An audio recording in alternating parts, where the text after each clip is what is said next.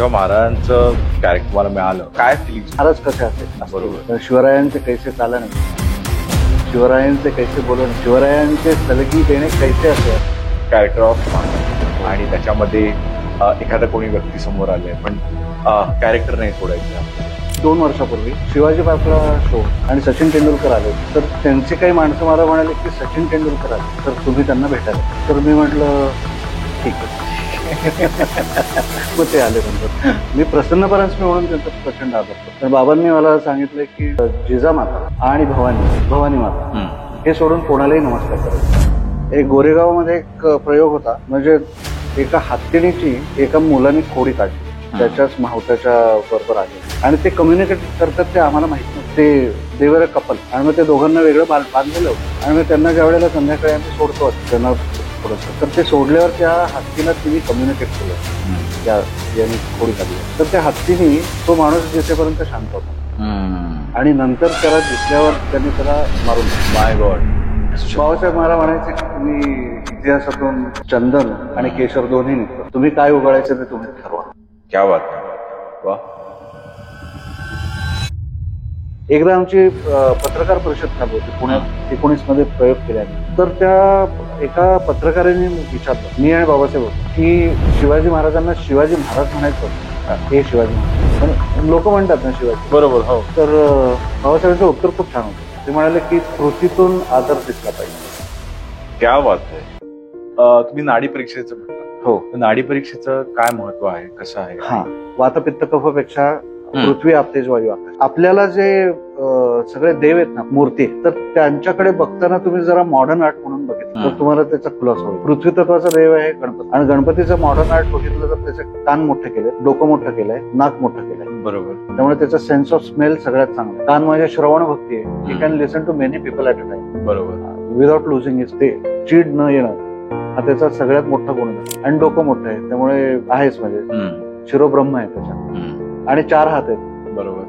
एका ठिकाणी बसलाय म्हणजे हा एका ठिकाणी बसून 4 जणांना 4 कामाला जाऊ मल्टीटास्किंग करतो, पण तो स्वतः हालायला आळशी. आणि पृथ्वी तत्वामध्ये मटेरियल जास्त आहे, एनर्जी. त्यामुळे ही माणसं पॉलिटिशियन, गोल्ड, ही तशी जन्माला आली ना की त्यांना तीच आवड असते आणि ते त्याच प्रोफेशन मध्ये जातात. तर ही जी सेन्सिटिव्हिटी. दुसरी आहे जलतत्वाची. जो जलतत्वाचा आपला देव आहे तो महाराजांच्या बाबतीत असं काय शिकलात किंवा what experience did you have जे तुम्ही आमच्याबरोबर शेअर करू शकतात?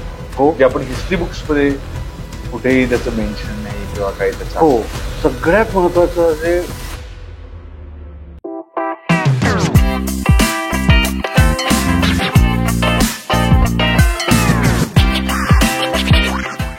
हाय प्रसन्न दादा. हाय. मी तुला दादा म्हणू शकतो? परफेक्ट. तर वेलकम टू पहिलं काय बोलताय आणि तुझ्या बिझी स्केड्यूल मधनं टाइम काढण्यासाठी खूप धन्यवाद. एक तर पहिलं म्हणजे आमच्या सगळ्या टीम कडनं. आणि for people who don't know Prasanna दादा, Prasanna Paranjpe is ayurvedic doctor. त्यांचं संजीवनी चिकित्सा हे त्यांचं ब्रँड आहे. त्याचं ayurvedic spa and a medical centre. आणि ते स्वतः he has been working or he has been acting in Janata राजामध्ये शिवाजी महाराजांचं त्यांनी भूमिका केलेली आहे. पण to give a better introduction, I think Prasanna तू कॅमेरामध्ये एकदा बघून जर तू इंट्रोड्यूस करू शकलास तर आय थिंक. नमस्कार आणि सगळ्या काय बोलताय टीमला माझ्या शुभेच्छा आणि धन्यवाद मला इथे बोलवल्याबद्दल. मी जाणता राजामध्ये शिवाजी महाराजांची प्रमुख भूमिका 1996 पासून करतोय. आणि त्याच्या आधी सुद्धा जाणता राजात काम करत होतो, पण मी लहान होतो. ओके. म्हणजे मी 7वी 8वी पासून काम करतोय जाणता राजात. आणि मी पूर्वी मलखांब खेळायचो. ओके. आणि आम्हाला पर्वती चढायला न्यायचे. आणि मी पर्वती वरती खालती करताना तिथे खूप घोडे असलेला एक वाडा बघायचो. वाडा म्हणजे अपार्टमेंट सारखा वाडा. बरोबर. हा. आणि मला नेहमी, मी हॉर्स रायडर आहे लहानपणापासून, म्हणजे प्रोफेशनल हॉर्स रायडिंग करतो. तर मला ते घोडे बघून फार असं वाटायचं की आपल्याला ह्यातला घोडा चालवायला मिळायला पाहिजे. तर एकदा माझ्या बाबांचे जे मित्र होते, मी घरी बोललो की असे तिथे खूप घोडे असतात. ते म्हणाले मी ओळखतो त्यांना. आणि मला त्यावेळेला बाबासाहेब पुरंदरे कोण माहिती नव्हतं. 87 साली. बरोबर. ते म्हणाले मी तुला घेऊन जातो त्यांच्याकडे. तर मी गेलो आणि एक वेगळंच व्यक्तिमत्व, म्हणजे मी इंग्लिश मीडियम मध्ये, मला हो. एक वेगळ्या दुनियेत गेल्याचा त्या क्षणी फील झाला. बाबासाहेब असे ते काळी दाढी आणि हो. उभे होते आणि मी अत्यंत इनोसंटली त्यांना विचारलं. ते म्हणाले काय, कशाला आलात, आणि ते असे करून आशीर्वाद आणि नमस्कार करायचे आणि अहो जाओ म्हणायचे. जे पुणेकर असलेल्या हो. कुठल्याही व्यक्तीला अहो म्हणणं तर दचकायला. तर तसं मी आणि 7वीत असल्यामुळे दचकलो. ते म्हणाले तुम्ही काय करता इथे. म्हटलं काही नाही, मला घोडे चालवायचे, तर तुम्ही मला तुमचा घोडा द्याल का. तर ते हसले. ते म्हणाले तुम्हाला येतो का गाडी घोडा चालवता. म्हटलं येतो. मी 4थीत असताना रेस मध्ये जॉकी म्हणून एकदा भाग घेतलाय. हो, छान असं म्हणाले एकदम. तर त्याची पद्धत होती. ते म्हणाले असंच काही मिळत नसतं, तुम्ही आमच्या नाटकात काम केलं तर तुम्हाला घोडा मिळेल. अरे वा. तर मी म्हटलं मी घोडा मिळवण्यासाठी काही करेन. म्हणून मी, ते म्हणाले मग बरोबर 6 वाजता या विश्राम मागवड्यात. तर मला तो पण माहिती नव्हतं कुठे. मी गेलो आणि गेलोच. अच्छा, ओके. अशी सुरुवात झाली. म्हणजे घोडा फार काही मिळाला नाही, पण जाणता राजा नक्की मिळाला. क्या बात आहे. पण जेव्हा तू लहानपणी म्हणजे काम करत होतास ऍज म्हणजे तेव्हा कसं काय रोल होता आणि शिवाजी महाराजांचा रोल काय कसं. काही रोल नव्हता. मी त्याच्या आधी बालनाट्य करतच होतो. म्हणजे राजगुरूंची वगैरे सगळ्यांची बालनाट्य करायचो, फिरायचो पण. पण म्हटलं हे पण चांगलं नाटक आहे, आणि त्याच्यानंतर लगेच काही दौरे होते. तर लहान मुलं म्हणजे मी 7वी 8वी माझं उंची चांगली होती. तर मग त्यांनी मला हळूहळू ट्रेनिंग, 3-4 मालिका झाल्यानंतर मग मधल्या शिवाजी महाराजांचं ट्रेनिंग मला द्यायला सुरुवात केली. ओके. मग ते रोल थोड्या वेळ केले. तो रोल छोटा आहे. आणि जाणता राजा बघायला गेलं म्हणजे आपण ते न घरका न घाटका असं म्हणतात लोक. कारण अभिनेते त्याला असं म्हणतात की याच्यात काही दम नाहीये, इथे काम करणारे कलाकार आहेत ते, पण ते कलाकार नाहीयेत. ते बरोबर पण आहे एका दृष्टीने त्यांच्या. दुसरं ते थिएटरमध्ये बसत नाही, थिएटरचे जे मापदंड आहेत त्याच्यात बसत. बरोबर. आणि तिसरं म्हणजे आम्ही बोलत नाही. म्हणजे ते म्हणतात की तुम्ही बोलत नाही, मागे व्हॉइस ओव्हर्स आहेत. बरोबर, करेक्ट. पण सगळ्यात महत्वाचं म्हणजे महाराष्ट्रातल्या आणि मराठीतलं किंवा भारतातल्या कुठल्याही भाषेतलं भाषिक आपण जर नाटक बघितलं तर त्याच्यातले सगळे फायनान्शियल रेकॉर्ड्स हे आतापर्यंत त्याला आजूबाजूला पण कोणी येणार नाही, इतकं मोठं नाटक आहे ते. आणि ते नाटक न म्हणता तो एक्सपिरियन्स. आपण आता कुठल्या डिस्नीलँडला जातो किंवा अशा एलिव्हेटेड गोष्टी बघायला जातो किंवा अनुभवायला जातो. It's an experiential thing. बाबासाहेबांनी ते 1985 साली 84 साली ऍक्च्युली ते सुरू केलं. तर त्यांचं ते स्वप्न होतं. त्याच्या आधी त्यांनी रेकॉर्डिंग केलं. 5 वर्ष ते घाबरत होते की हे करायचं नाही. बरोबर. म्हणजे ते इतक्या पूर्वी त्यांना ती व्हिजन किंवा ती दृष्टी होती त्यांच्या, की अशा प्रकारचं करायचं. आणि एकदा बघितल्यानंतर म्हणजे पहिल्यांदा प्रेसनी बघितलं, पहिल्यांदा लोकांनी बघितलं आणि ती जी भारावून जायची त्याच्यातला जो म्हणजे खानदानीपण आहे. बरोबर. जो बालगंधर्वानंतर माझ्या मते जाणता राजातच आलाय. तो आधीमध्ये नाही, पुढे नाही, मागे नाही. बरोबर. आणि बाबासाहेबांचं व्यक्तिमत्वच तसं आहे की आपण भूतकाळात आणि वर्तमान काळात एकाच वेळेला जगणारा माणूस आहे ते. बरोबर. मला नेहमी रोलर कोस्टर सारखा त्यांचा अनुभव आहे. मी शेवटपर्यंत त्यांच्याबरोबर होतो. म्हणजे आता ते कसं खालतीवरती जातं, खरंय, तसं आता आपण 1950 मध्ये असतो, मग 2025 मध्ये असतो, बरोबर, मग 1660 मध्ये असतो, असं एकाच वेळेला चालू असतं सगळं. वा. पण जेव्हा महाराजांचं कॅरेक्टर तुम्हाला मिळालं की असं काय, तेव्हा काय फिलिंग्स होते, काय म्हणजे काय कॉन्व्हर्सेशन होतं, व्हॉट वॉज इट लाईक? कारण का जसं तुम्ही म्हटलात की लार्जर दॅन लाईफ एक्सपिरियन्स आहे, त्याला नाटक म्हणूच शकत नाही, का कारण का 15 ते 20,000 लोक मिनिमम जे असतात अटेंडन्स मध्ये. 5 म्हणजे एका वेळेला 5,000 पण 7 डिपेंडिंग ऑन द दिवस व्हेन्यू. तसंच. Correct correct. 5,000 तर असतात. 5,000 तर असतात. 5,000 असतात. तर त्यांच्या समोर परफॉर्म करणं का कारण का एवढी लोक इन्व्हॉल्ड आहेत. हो. एवढे सगळे गोष्टी, एवढे सगळे कॅरेक्टर्स आहेत आणि इतकं सगळं मोठं ते सेटअप आहे. तर मग त्यामध्ये and being the main character, तर मग तो अनुभव कसा? तो अनुभव खूप नॉर्मल. आपण आपल्याला एखादा रोल मिळतो ना नाटकात, सिनेमात, आणि बाबासाहेबांच्या कलाकृतीत रोल मिळणं याच्यात फरक आहे. कारण ते त्याला फार पवित्र पद्धतीने बघत होते त्या सगळ्या गोष्टींकडे, की शिवाजी महाराजांचे अंगारखे असतील. बरोबर. मी रोल पर्यंत नंतर येतो. हो. पण शिवाजी महाराजांचे अंगारखे असतील किंवा त्यांच्या अंगावरचं दागदागिने असतील, तर ते म्हणायचे की मग हे आपण खोटं का घालायचं, मग सोनं तर सोनंच पाहिजे. बरोबर. कारण मग आपण शिवाजी महाराज दाखवतोय. आणि त्यांनी मला एकदा सांगितलं होतं की आता शिवाजी महाराज झाल्यावर सगळं बाकीचं विसरायचं. एकदा जिरेटोप आणि गळ्यात कवड्याची माळ आली की मग तुम्ही तुमचं नाव विसरायचं. आणि ते बोलून दाखवायचं नाही, ते कृतीतून आपल्याला ते आतून येईल याच्यासाठी वर्षभर त्यांनी माझ्याकडून तयारी करून घेतली. म्हणजे गडावर नेणं, कुठल्या गडावर काय झालं ते सांगणं, वेळेचं महत्व अतोनात महत्वाचं. म्हणजे ते म्हणाले की कोणी माणूस आला, मोठा माणूस, की आपण आपला प्रयोग थांबतात लोक, शेवटची घंटा देत नाहीत, पहिल्या 2 देतात. बरोबर. तर ते आपल्यात नाही म्हणाले. आणि अशा एक एक छोट्या छोट्या ज्या शिवाजी महाराजांच्या गोष्टी आहेत किंवा त्यांची कॅरेक्टर बिल्डिंग आहे. कारण मला गोष्टी नाही सांगायचं त्यांना. बरोबर. त्यांना माहिती होतं की ह्याच्या थ्रू आपल्याला शिवाजी महाराज लोकांपर्यंत पोहोचवायचं. I was a vehicle. माझ्या आधी माझ्या एवढेच किंवा माझ्यापेक्षा काही पटीने चांगले असं काम करणारे प्रवीण शिरोळे होते. हो. ते आणि मी, आम्ही दोघांनीच आतापर्यंत हा रोल केलाय. आणि त्यांच्यानंतर आता मीच करतोय 96 पासून. तर बाबासाहेबांनी हे असं इन्कल्केट केलं, आपण आतमध्ये भिनवलं आमच्या, की महाराज कसे असतील, तर शिवरायांचे कैसे चालणे, शिवरायांचे कैसे बोलणे, शिवरायांचे सलगी देणे कैसे असे, असं मला ते म्हणायचे. म्हणाले सलगी देणे म्हणजे एखाद्याला रागवायचं असेल तर तो कोण आहे आणि त्याला कसं रागवलं तर ते काम होईल.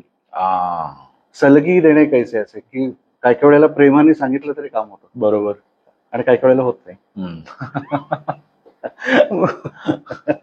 मी एक अनुभव सांगतो. बाळासाहेब ठाकरे माझे पेशंट होते. म्हणजे माझ्या वडिलांपासून. करेक्ट. वडिलांमुळे माझे झाले. शेवटी त्यांनी ते बोलवायचे कधी कधी. तर ते त्यांना सगळं होमिओपॅथी वगैरे फार चांगलं माहिती होतं. संजीवन पण त्यांना अप्रतिम माहिती होतं. बरोबर. म्हणजे ते सांगायचं की ते शिवप्रभा मला पाठवून दे. म्हटलं हो. आणि मग गप्पा मारायचे. आणि मला म्हणायचे की ते तुझा शिवाजी महाराजांचा रोल फार चांगला आहे. म्हटलं का? तो म्हणाला की एकतर तुला मागून आवाज येतो, तू हात केलास असा की ते मागून येतो की याचे हातपाय तोडा. मी किती बोंबलतो तरी सगळे तोडत नाही. बाळासाहेबांबरोबर प्रचंड ते विनोद आणि ते सेन्स ऑफ ह्युमर. हो. बाबासाहेब आणि बाळासाहेबांचा तो सेम होता त्या काही बाबतीत. म्हणजे एकदा बाबासाहेब म्हणाले हा किती छान, आम्ही मामलेदार कचेरीत गेलो.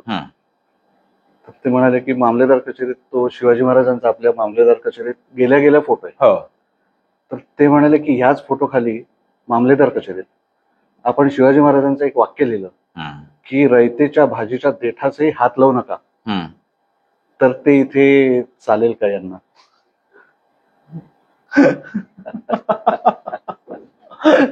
वा. म्हणजे असं त्याला सार्कॅझम आहे आणि दुःख पण आहे की करेक्ट चालायला पाहिजे असं खरं. बरोबर आहे. बरोबर आहे. नाही ऍब्सोल्युटली. पण मग असे काही किस्से आहेत, चॅलेंजेस आहेत की जिकडे तू as a character of Maharaj आणि त्याच्यामध्ये एखादा कोणी व्यक्ती समोर आलाय पण कॅरेक्टर नाही सोडायचंय आपल्याला, कारण का यू आर महाराज देर, हो. बरोबर. हो. तर मग तो एक अनुभव कसा असतात, काय त्याची ट्रेनिंग वेगळी होती किंवा ट्रेनिंग असं आता काही? झाले, कारण बाबासाहेबांनी ते करून घेतलं होतं. हम्म. आणि त्याच्यानंतर मला ते कळलं होतं हम्म. की आपण हे नट म्हणून किंवा नुसतं काहीतरी करत नाहीये हम्म. की विंगेत बाहेर आल्यावर लगेच बेरिंग सोडलं, हा, हे नाहीच आहे. बरोबर. म्हणजे जसं तुम्ही महाराजांचा रोल एकदा ते घातलं हम्म. की तुम्ही त्याचं पावित्र्य सांभाळायला पाहिजे. Correct, correct. तर आत्ताच एक 2 वर्षापूर्वी शिवाजी पार्कला शो होता हम्म. आणि सचिन तेंडुलकर आले होते. हम्म. तर त्यांची काही माणसं मला म्हणाले की सचिन तेंडुलकर आले, हम्म. तर तुम्ही त्यांना भेटायला चला. तर मी म्हटलं ठीक आहे. मग ते आले नंतर. हा, भेटायला, बरोबर. कारण असं होऊ शकत नाही. हम्म. म्हणजे मी प्रसन्न परांजपे म्हणून त्यांचा प्रचंड आदर करतो, बरोबर आहे. हा. पण त्यावेळेला मी I am responsible to some other part of Correct. Bigger than life image. Correct, correct. तर ते तसंच आहे. हम्म. पण बाबांनी मला सांगितलं की जिजामाता आणि भवानी माता हम्म. हे सोडून कोणालाही नमस्कार करायचा क्या नाही. बात. एकदा हे केलं की हम्म. मग things are sorted I think. हा, बरोबर आहे. ते कंडिशन आहे करेक्ट, करेक्ट. आणि ते आपण तसं वागायला लागतो मग. हम्म. कारण ते म्हणाले की तुम्ही ज्या वेळेला एक मिनिटं उशीर करता, तर ते तुम्हाला नंतर कळतं की ऍक्च्युली किती उशीर केलाय. म्हणजे फ्लाईटला 1 मिनिट उशीर झाला आणि 24 तासाने flight बरोबर असेल, आहे, तर तुम्ही 24 तास उशीर केलाय. बरोबर आहे. करेक्ट. तर ते डोक्यात खूप भिनलंय माझ्या. वा. पण मग प्लेइंग दिस प्रेस्टिजियस कॅरेक्टर, कधी त्याचा स्पिल ओव्हर व्हायचा घरी किंवा क्लिनिक मध्ये? हातवाऱ्यांमध्ये होतो असं म्हणतात लोकं. अच्छा, होतं. हो, पण बाकी नाही होत. नाही. मी तो सोडून येतो, ओके, कारण तो ऑन अँड ऑफ केल्याशिवाय जमणार नाही. बरोबर. नाहीतर मग ते काय डॉन क्यूज होतो माणूस. हा, बरोबर आहे. Correct, correct. पण अजून असं काही चॅलेंजिंग किंवा असं काही परिस्थिती? खूप हा, म्हणजे छोटे चॅलेंजेस मोठे चॅलेंजेस खूप आहेत. एकतर ते खूप मोठं एक्सपिरियन्शियल थिएटर आहे, हम्म. ज्याच्यात कलाकार नसलेली माणसं सगळे होत. म्हणजे माझ्या सकट सगळे आम्ही कलाकार नाही होत. बरोबर. असं अर्धवट हे अर्ध सत्य आहे. पण आपण एखादा माणसाचा डायलॉग त्याच्या इंटेन्सिटीने आणि जो कॅरेक्टर करतोय त्याच्यासाठी अप्रूप असा पोचवायला ते मीडियम फार अवघड आहे. बरोबर.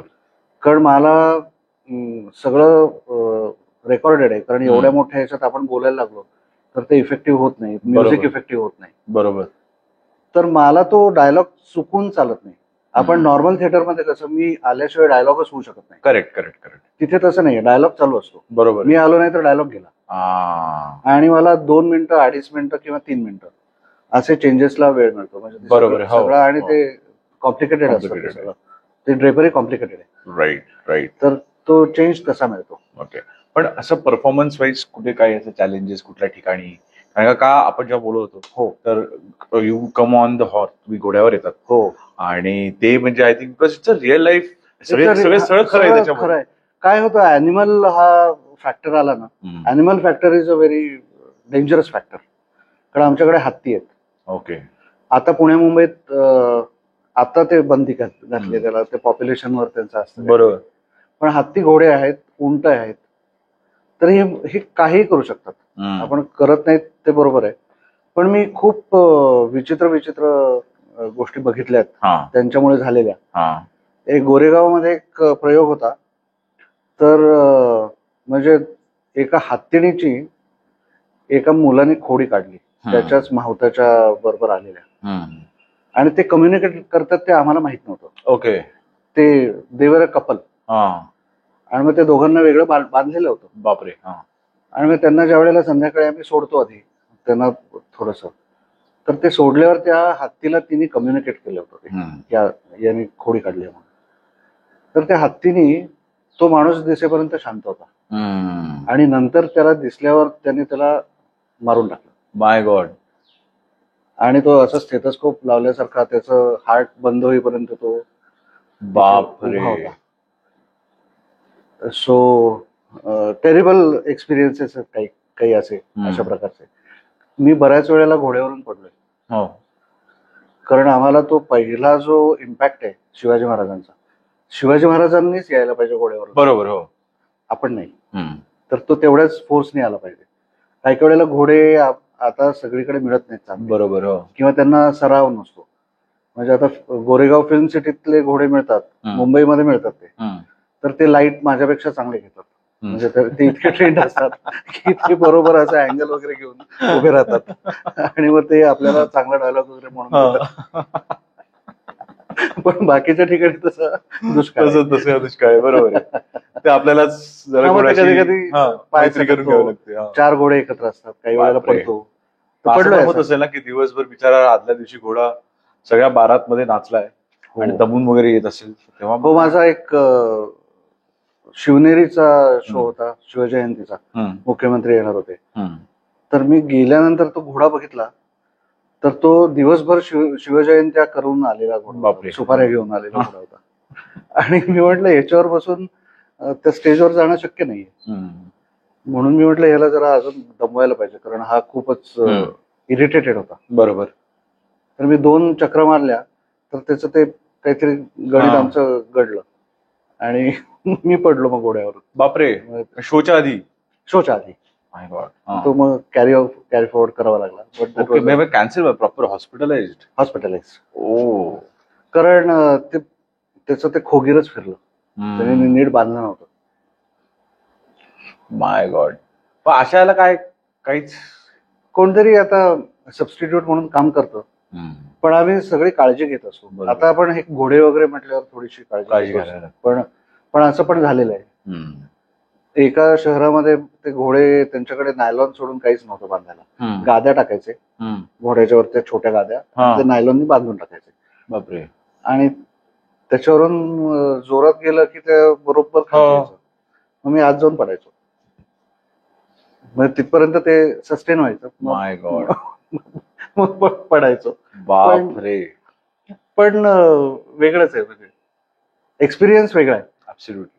कधी कधी असं मी, वेगळा विषय आहे, पण लोक बघितली मी की कोल्हापूरमध्ये एकदा प्रयोग होते, तर त्यांना माहिती नव्हतं काय, आणि त्यांना कळलं.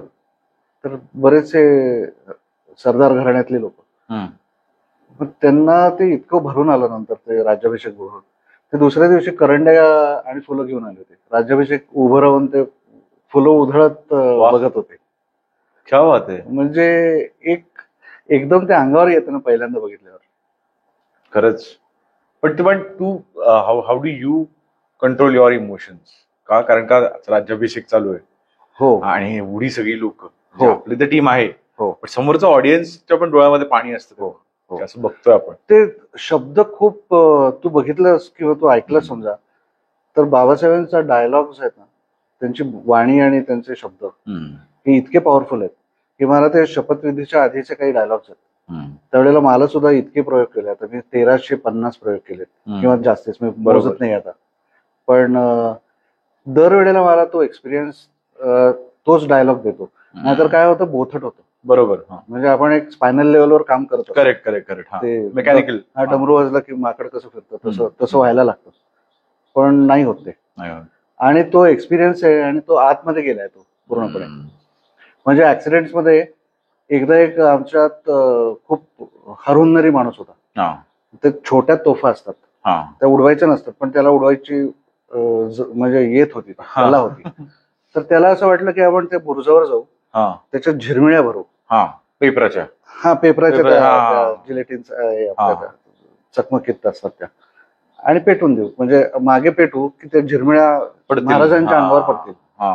अत्यंत बाळबोध विचाराने त्यांनी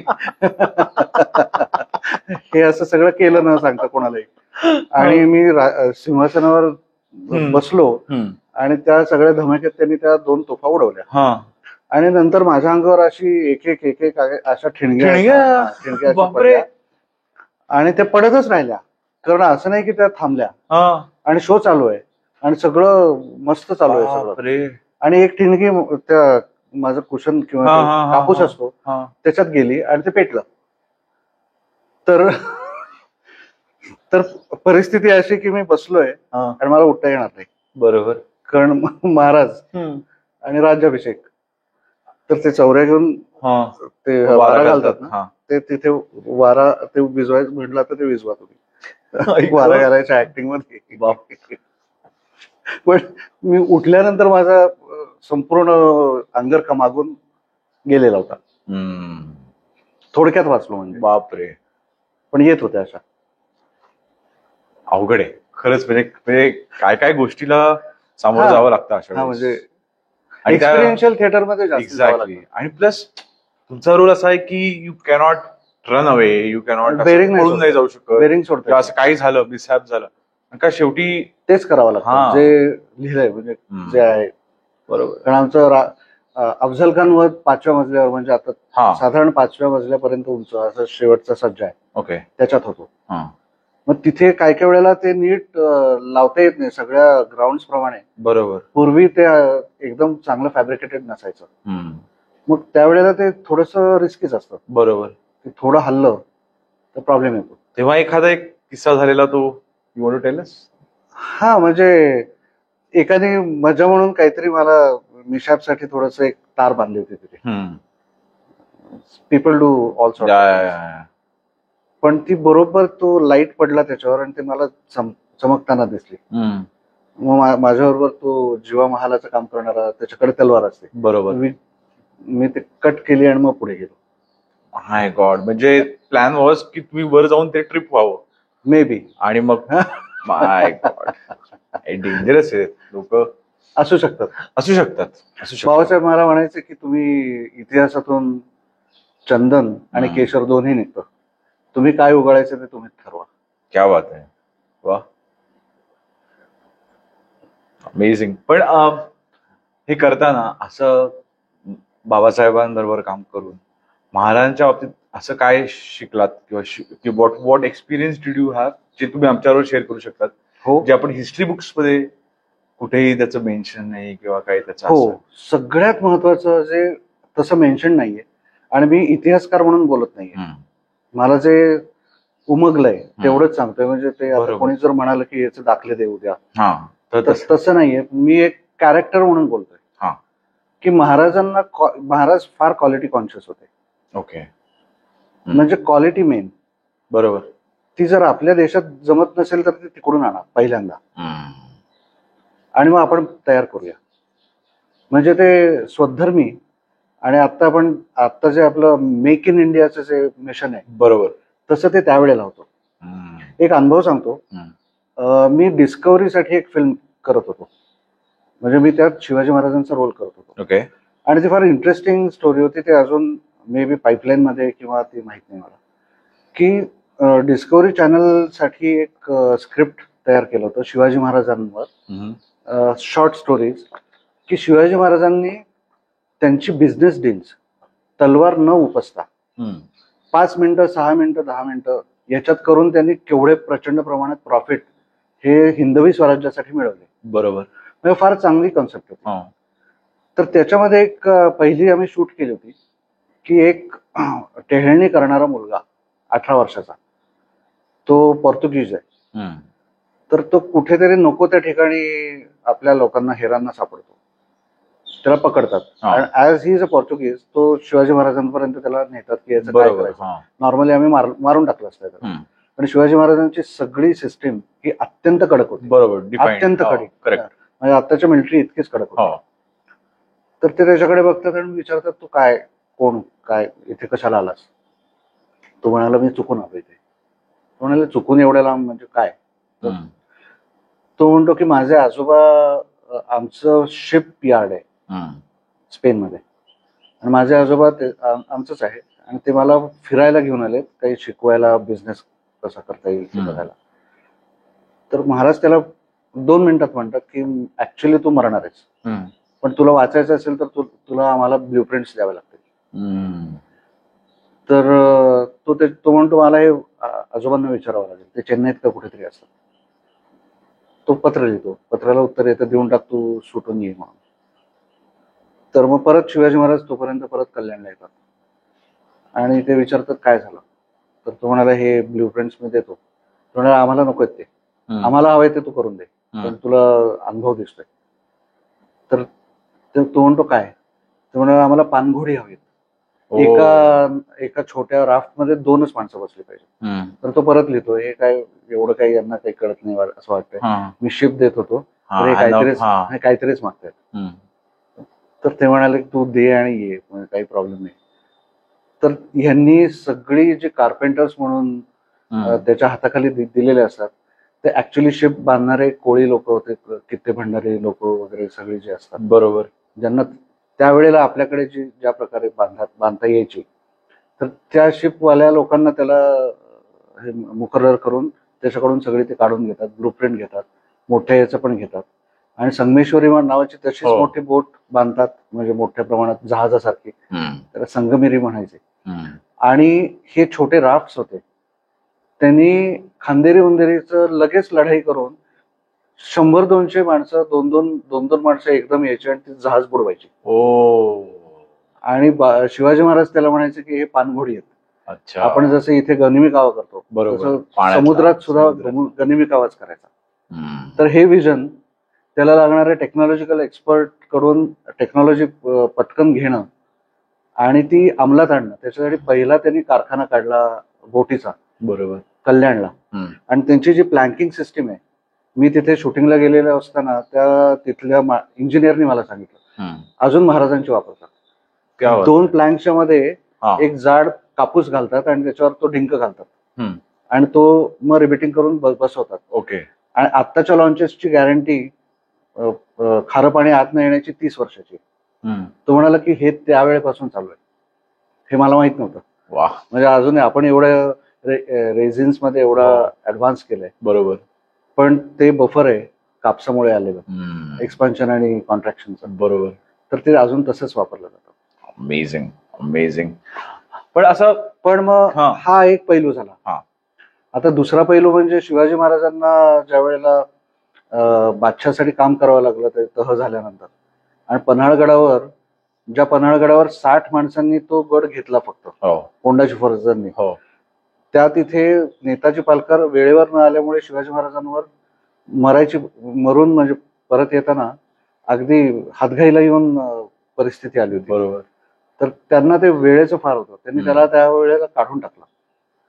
तर ते बघायचे नाहीत की chief of the army staff आहे, वेळ म्हणजे वेळ, सगळं कसं ऑर्केस्ट्रेटेड असायला, बरोबर.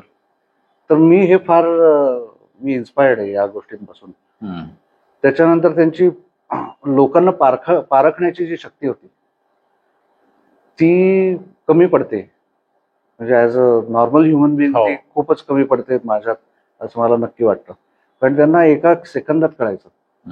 असं हैदराबादच्या पुढे ती जी स्वारी झाली त्यांची, दक्षिण दिग्विजय, त्यावेळेला कान्होजी जैसांचा मुलगा मेला, नातू, आणि त्याच्याबरोबर जे संताजी धनाजी जे होते ते 18 वर्षाची मुलं होती. पण त्यावेळेला महाराजांनी त्यांना सामोरं जाऊन त्यांचं कौतुक केलं आणि म्हणाले तुम्ही इतिहास घडवाल. तर ही फोरसाईट आहे ना, बरोबर, ही एखाद्या मोठ्या माणसाला येते. आणि मोठा माणूस कुठल्याही क्षेत्रात मोठाच असतो असं माझं मत आहे. म्हणजे जर त्याचं एक ऑक्युपेशन काढलं तर तो दुसऱ्या कुठल्या तरी ऑक्युपेशन मध्ये मोठाच. तर ते तसं आहे त्यांचं. अमेझिंग. आणि ते आपण जे बघतो ना रोजी पिक्चर शिवाजी महाराजांचं, ते नाहीये तसं. ते उगीच महाराज नाहीयेत आणि त्यांची आई पण उगीच जिजाबाई नाहीये. बरोबर. अगदी क्रोज फ्लाईट बघायला गेलं तर अगदी 20 आणि 30 मैलाच्या अंतरावर दोघे आहेत, पण एकमेकांना 1-1 वर्ष भेटले नाहीयेत. अफजल खान वधापासून जे एखाद्या माणसाने उत्सव केले असते, खरंय, अफजल खान वध झाला म्हणून, खरंय, पण या माणसाने इतके पुढे गेलं की तो, म्हणजे history has no limit. Mission is mission, mission is mission. हे असं सगळं बाकीचं हे काही नाही, एन्जॉयमेंट नाही उगीच वगैरे, काहीच नाही, काहीच नाही. डोंट गेट टू, म्हणजे एखाद्या विक्ट्रीने आपण जास्त भारावून नाही चालत, नाही, कुठेच नाहीये. आणि ते जे स्थितप्रज्ञ आहेत ना, जे रामदासांनी लिहिले ते सगळं तंतोतंत तसंच आहे. बरोबर. Amazing, amazing. काही हो, आम्ही 97 मध्ये बॉस्टनला पहिल्यांदा आउट ऑफ इंडिया प्रयोग केला. शिवाजी महाराजांचा पहिला जाणकाराचा घेऊन गेलो. मराठी परिषद होती BMM ची, आणि मला 2 त्याच्यात महत्वाची व्यक्ती त्यावेळेला होत्या. हम्म. एक म्हणजे भारतरत्न लता मंगेशकर, हम्म. त्या तिथे बघणार होत्या आमचा शो.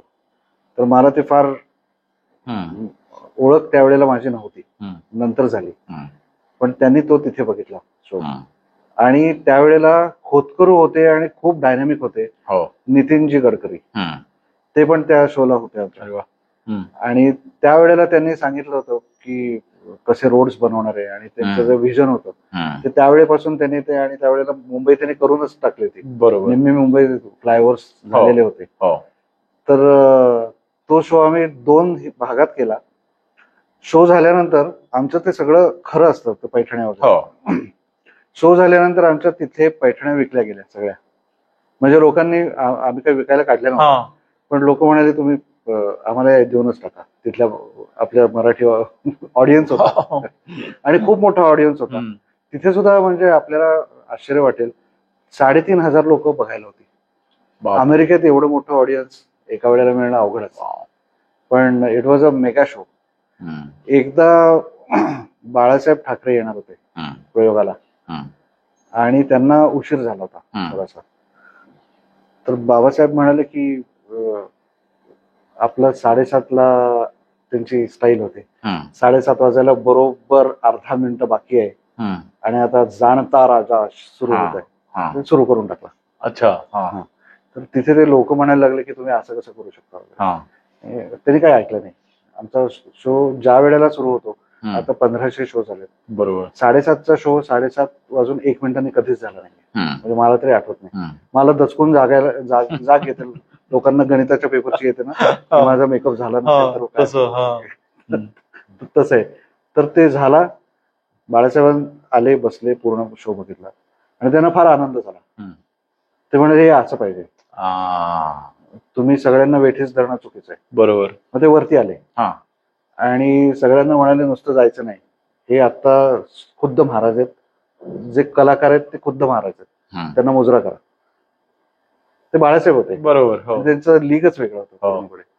तर फार फार गमतीशीर वाटायचं अशा वेळेला. क्या बात आहे, क्या बात आहे. एक ते मेकअपचंही होते जे आता. हो. हा. जो पहिला आपला काही एक गोष्ट माझी मागाशी मिस झाली. मला बाबासाहेबांनी 1 वर्ष तयार केलं हम्म. की शिवाजी महाराज कसं चालायचे, हम्म. म्हणजे तुम्ही कसं चाललं पाहिजे, ते कसं चालायचं, म्हणजे माझ्यात उतरवण्यासाठी बरोबर. ते सांगत होते ते, की ते भरभर चालायचे. त्यांचं स्पीड, त्यांनी एक मला सांगितलं होतं की माणसाचा विचार हम्म. हा त्याच्या पावलात उतरतो. ओके. रेंगाळ्यात चालणारा माणूस काही विचारहीन असतो, बरोबर. आपला रस्त्याच्या कडेने कसाही चालतो. हम्म. पण ज्याला फोकस आहे, तो फोकस आपल्याला चालीतून दिसला पाहिजे. हम्म. तर ते सगळं झालं, सगळं वर्षभर. आणि माझा मित्र म्हणजे खूप मोठा माणूस, नुकतेच गेले ते, विक्रम गायकवाड, म्हणजे ज्यांना हो. 4 नॅशनल अवॉर्ड्स आहेत. हम्म. म्हणजे सरदार पासून आमिर खान प्रोडक्शन पर्यंत सगळे केले. हो. आणि खूप दैवी असं त्यांना ज्ञान याचं, मेकअपचं हो. आणि कॅरेक्टरचं.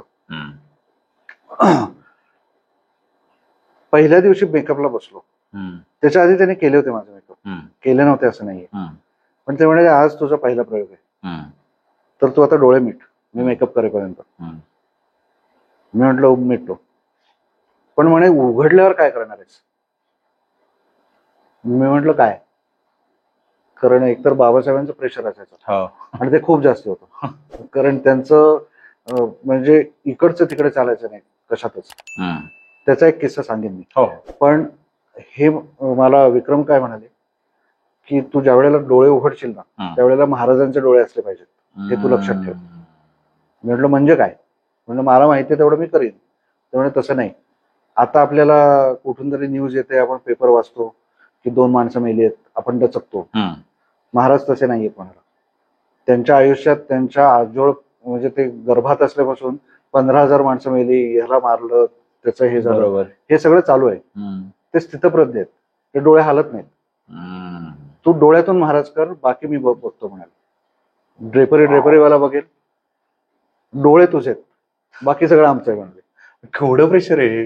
हो, पण ते ही ट्रान्सफॉर्म, म्हणजे त्यांच्या एका या वाक्यामुळे ना मी अजून करू शकतोय आणि अजून वेगळा करतोय. म्हणजे मला सूर्यकांतजी येऊन थाप देऊन गेलेत पाठीवर. माझ्यासाठी ती खूप मोठी थाप होती. हो. चंद्रकांत सूर्यकांतांपैकी बरोबर. चंद्रकांतजींनी बघितलं नाही, पण सूर्यकांतजींनी बघितलं. मला म्हणाले मला एकदा करू देत. ओके, जाणता राजा. जाणता राजामध्ये. तर मी बाबासाहेबांना सांगितलं की बाबासाहेब ते मला विचारतात आणि मी त्यांना खूप मानतो. खूप मोठा देखणा आणि रुबाबदार माणूस. त्यांनी शिवाजी महाराजांचं भालजींकडे काम केलेलंच आहे. हो. तर बाबासाहेब म्हणाले आपण बघू. म्हटलं असं का? ते म्हणाले ते खूप मोठे आहेत आणि त्यांनी मोठा रोल केलाय, तर आपण आपलं कसं चालू आहे ते चालूच राहू दे.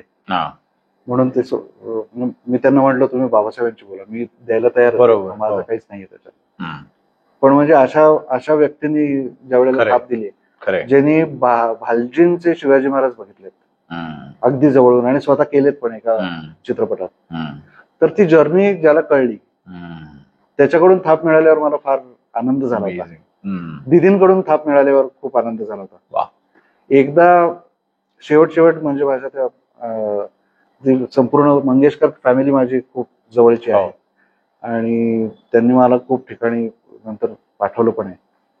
मी आणि बाबासाहेब असे बऱ्याच वेळेला पुण्यातून गेलोय दीदींशी गप्पा मारायला, आणि आम्ही तिघं आणि उषाताई आम्ही 4 जणांनी गप्पा मारायच्या आणि यायचं. आणि दीदींचं सगळ्या गोष्टी अतोनात पर्टिक्युलर होत्या त्या सगळ्या गोष्टी, म्हणजे त्याचं प्लॅनिंग असायचं. तर असं आम्ही ते एक बाबासाहेबांची आता कथा आहे राणा दिल नावाची, ती ते टेलिकास्ट करणार आहेत. खूप छान आहे. औरंगजेबाच्या मोठ्या भावाची प्रेम कहाणी आहे, दारा शुकोहची. ओके. आणि ती खूप 56 साली नाही 57 साली लिहिलेली आहे. अप्रतिम आहे. तर त्याच्यात ते हिंदीमध्ये ते करतायत. बरोबर. तर त्याच्यासाठी आम्ही गप्पा मारायला गेलो होतो. तर दीदींनी एक मला कॉईन दाखवलं शिवाजी महाराजांचं गोल्ड मध्ये, म्हणजे सोन्यामध्ये केलेलं. मी म्हटलं छान आहे आणि ठेवून दिलं. तर दीदी बोलायचं नाहीत खूप. तर त्या म्हणाल्या ठेवलं का? म्हटलं छान आहे, तुमच्यासाठी घेतलंय. क्या बात आहे. तर त्यांनी माझ्यासाठी ते शिवाजी महाराजांचं कॉईन करून दिलंय. अरे वा. सोन्यात. अजून काय पाहिजे? म्हणजे याच्याहून मोठं खूप काहीच नाही. खूप मोठी माझ्यासाठी तर ती खूप मोठी होती. आणि दीदींनी भालजींना खूप जवळून बघितलंय. मी पहिल्यांदा दीदींकडे गेलो त्यावेळेला मला बाबासाहेबांनी एक खूप आदरार्थी माणसांसाठी नमस्कार मुजरा सांगितला होता. तर मी माझ्या त्या अंगात भिनलं, मी त्याप्रमाणे त्यांना नमस्कार केला. त्या काही बोलल्या नाहीत, ते बघत होत्या. आणि नंतर बाबासाहेबांना त्यांनी फोन केला. हे नक्की तुमच्याकडून आलेत हे मला कळलं, पण मी गेलो होतो दुसरीकडून, म्हणजे डॉक्टर म्हणून गेलो होतो. बरोबर. त्यांना लक्षात आलं, नुसतं बघून लक्षात आलं. अशी मोठी माणसं आहेत ना, खरंच त्यांचा संपर्क झाल्यावर आपण वेगळे होतो. ऍब्सोल्युटली. पूर्णपणे. असे खूप जण आहेत. मी अजून एक गोष्ट सांगतो आता, ती खूप गरजेची आहे. ती म्हणजे लोक आत्महत्या करतात खूप जण. हल्ली आपण बघतो की आत्महत्येचं प्रमाण वाढलं, सुसाईड रेट्स वाढलेत. तर ज्या वेळेला लो वाटतं, म्हणजे मी माझ्यासाठी हे केलेलं आहे बरोबर पूर्वी, की आपल्याला लो वाटतं. मी बाबासाहेबांचं जे शिवचरित्र आहे त्याचं कुठलंही पान काढून एक पॅराग्राफ वाचायचो. ते उत्स्फूर्त आणि खूप उमेदीच्या भाषेत, शैलीत बाबांनी ते क्राफ्ट केलं. तर तुम्ही एकदम छान होता. बाबांना जाऊन सांगितलं, म्हटलं बाबासाहेब तुम्ही मला वाचवलं. म्हणजे मला काही झालं नव्हतं एवढं, पण मी बोलायचो पण तसंच त्यांच्याशी. म्हटलं असं जरा लो वाटत होतं, आता नवीन दवाखाना वगैरे. तर मी एक पान वाचलं आणि मला स्फूर्ती आली आणि मी छान वाटलं. तर त्यांनी मला एक गोष्ट सांगितली. त्यामुळे 71च्या वॉरमध्ये एक कर्नल होते आणि त्यांनी ते सगळं एवढा संहार बघितल्यानंतर त्यांना ते ब्रेकडाऊन मध्ये गेले आणि त्यांना तसंच वाटायला लागलं की आता काही अर्थ नाही जीवनात, आपण एवढ्या लोकांना मारलंय म्हणून. आणि त्यांनी कुठून तरी कोणीतरी त्यांना शिवचरित्र दिलं आणि मग ते वाचून ते भेटायला आले आणि ते म्हणाले की यांनी मला वाचवलंय. आणि इतकं ट्रान्सफॉर्मेशन झालं. म्हणजे एखाद्या व्यक्तीमुळे त्याच्यावर लिहिलेल्या चरित्रातून एवढं जर ट्रान्सफॉर्मेशन होत असेल तर हे आत्ताच्या मुलांसाठी अतोनात महत्वाचं आहे. ऍब्सोल्युटली. आणि मी जाणताराच्या अजून म्हणजे मला खरं तर माझं वैद्यकीय क्षेत्रामुळे मला एवढे दिवस काम करणं जमत नाही, बरोबर. पण मी करतो कारण ही स्टोरी आहे ना महाराजांचं, जयाची गाथा आहे. खरंय. भारतातल्या खूप लोकांची जी जयाची गाथा आहे त्या खूप मोठ्या आहेत. पराजयाच्या गाथा म्हणजे पराजयाचा इतिहास जो खरंय. इतके वर्ष अनफॉर्च्युनेटली शिकवला गेलाय त्याच्यापेक्षा हे शिवाजी महाराजांचे गुण आहेत. बरोबर. ते फक्त नाही तर बुलेट आणि चंद्रकोर पेक्षा खूप मोठे आहेत. खरंय खरंय. ऍब्सोल्युटली. तो तुमच्या वडिलांचाही एक किस्सा होता, मागच्या वेळेस मला सांगितलेलं. की मोठं शेअर द्या. त्यांचं मेडिकल कंडिशन असतानाही ते आलेले. बाबासाहेबांचा. बाबासाहेबांना पेसमेकर बसवला. ऍक्च्युली तो सांगायचा राहिला, आपण हा एडिट करू. हो. हा किस्सा सांगायचा राहिला, पण या किस्स्याने माझ्यामध्ये खूप ट्रान्सफॉर्मेशन झालं इंटरनली. मला त्यावेळेला एकदम भरून आलं होतं. अच्छा, बाबासाहेब पुरंदरेंचं. हा, मला म्हणून कळलं. बाबासाहेब पुरंदरेंना पेसमेकर बसवला. त्यांना हार्ट कंडिशन होते आणि पेसमेकर बसवावा लागला. तर तो बसवल्यानंतर आमचं त्यावेळेला सिरीज चालू होती. तर ते म्हणाले पण पेसमेकर बसवणाऱ्यांनी तो बसवलाय, माझं काम संध्याकाळी तिथे येण्याचं आहे, तर मी माझं काम करणार. तर म्हटलं अहो काय तुम्ही आज रेस्ट घ्या, प्रयोग आम्ही बरोबर करू. ते म्हणाले मी येतोय. आणि ते वेळ वगैरे त्यांची त्याप्रमाणे आले, बसले. त्यांची एक सवय होती, ते पुढच्या हौद्यात बसायचे. साऊंड बार आणि लाईट्स बसतात ना, ते पत्र्याची जुनी खुर्ची असते त्याच्यात बसून बघायचं आणि सगळं बघायचंय. आणि मग दुसऱ्या दिवशी त्याचं पूर्ण त्याचं हे व्हायचं आमचं. म्हणजे आम्ही घाबरायचो. डिसेक्शन पेक्षा वाईट. तर ते बसले होते. मग मला नंतर टेन्शन यायला लागलं. म्हटलं आज यांनी पेसमेकर बसवलाय आणि ते काय असेच आलेत कोणाला न ऐकता. तर मग मी त्यांना रिक्वेस्ट करायला एक निरोप पाठवला. म्हटलं तुम्ही बसा, फक्त विंगेत बसा, म्हणजे काही झालं तर आपल्याला त्यांना अँब्युलेट करता येईल. बरोबर. मग माझ्या इथे विंगेत येऊन बसले. आणि एक माझी एंट्री आहे की जिजाऊ साहेबांबद्दल एक खूप अप्रतिम नरेशन आहे आणि नंतर महाराज त्यांच्या पाया पडायला येतात. तर मी ते धनुष्य वगैरे संपूर्ण डेक्टअप मी तिथे गेलो आणि असा तो वरती चढलो आणि बाबासाहेबांनी असं एकदम मागे बघितलं आणि मागे बघून उठले आणि मुजरा केला.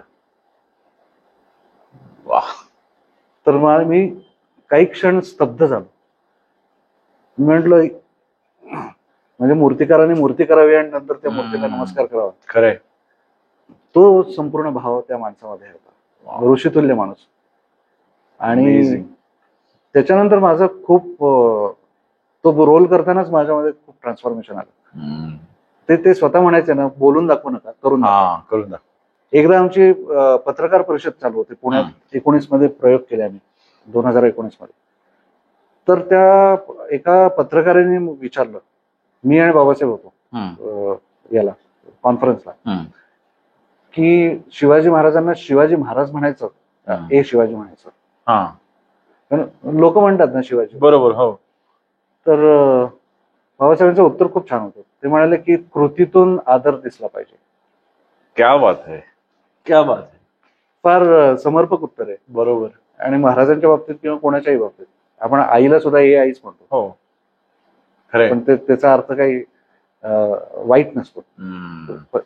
अति जवळ की माणूस म्हणू शकतो. बरोबर. दोन्हीची उत्तर मिळाली. खरे, कृतीतून दिसलं पाहिजे. कृतीतून दिसली पाहिजे आदरार्थी भावना. ते कमेंटिंग मध्ये नाही पाहिजे की हो छत्रपती म्हणा दरवेळेस ते कुठेतरी कोणी म्हणजे बोलत असतो बघा की छत्रपती लावायचं. अरे नाही, लावायला म्हणजे लावायला पाहिजे आहेच, पण म्हणजे असं नाहीये की फक्त असं म्हटल्यामुळे.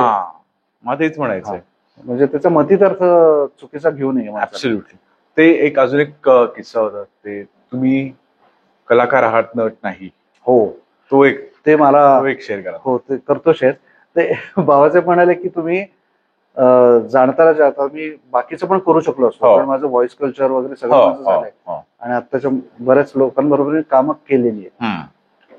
पण मी निवडलं मला करायचं नाही, कारण माझं पहिला कल माझा रिसर्च आणि संजीवन मध्येच आहे. तर बाबासाहेबांनी मला तेच सांगितलं होतं, तुम्ही कलाकार आहात, नट नाही. म्हणजे इथून गेल्यावर मला जर तुम्ही शिवाजी महाराजांचं काम केलंय आणि नंतर कुठेतरी दिसलात गैर हा. ठिकाणी, तर ते गैर आहे म्हणाले, एकदम म्हणाले बरोबर. ते गैर आहे म्हणाले. गैर आहे, हा. त्याच्यात सगळं आलं. हम्म. त्याने फार छान बोलायचं, बोलताना हम्म. कधी असं तू करू नको असं बरोबर. कधीच असं बोलायचं, नाही म्हणायचं. असं कधीच बोलायचं. पण तुम्ही कोण आहात असं ते हो. link करून द्यायचं. हो, ते त्यावेळेला बाळासाहेब येणार तर त्यावेळेला ते बोलले होते की हम्म. त्यांना वाटलं की एक सामान्य माणूस म्हणून त्यांच्या पुढे जाऊ शकतो एखादा माणूस, हम्म.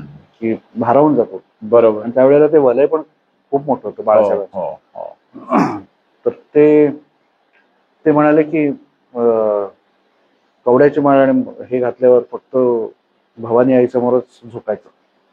क्या बात. याच्यातच सगळं आलं. खरंय. अमेझिंग. आधी आर्मीचा किस्सा घेऊ. हो. बेळगावला शो होता, हम्म. मिलिटरी महादेव म्हणून एक बेळगावमध्ये भाग आहे. ओके.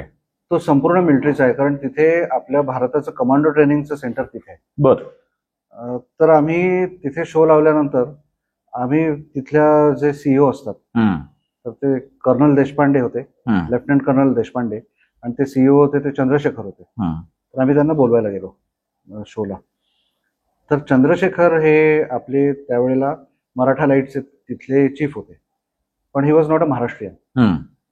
तर ते म्हणाले की मी येईन. आम्ही इन्व्हाइट करताना काय करतो, आम्ही पूजेला इन्व्हाइट करतो, पहिली पूजा असते, कारण काही काही वेळेला काही हे व्हीआयपी बरोबर. हो. त्यांना वेळ नसतो. बरोबर.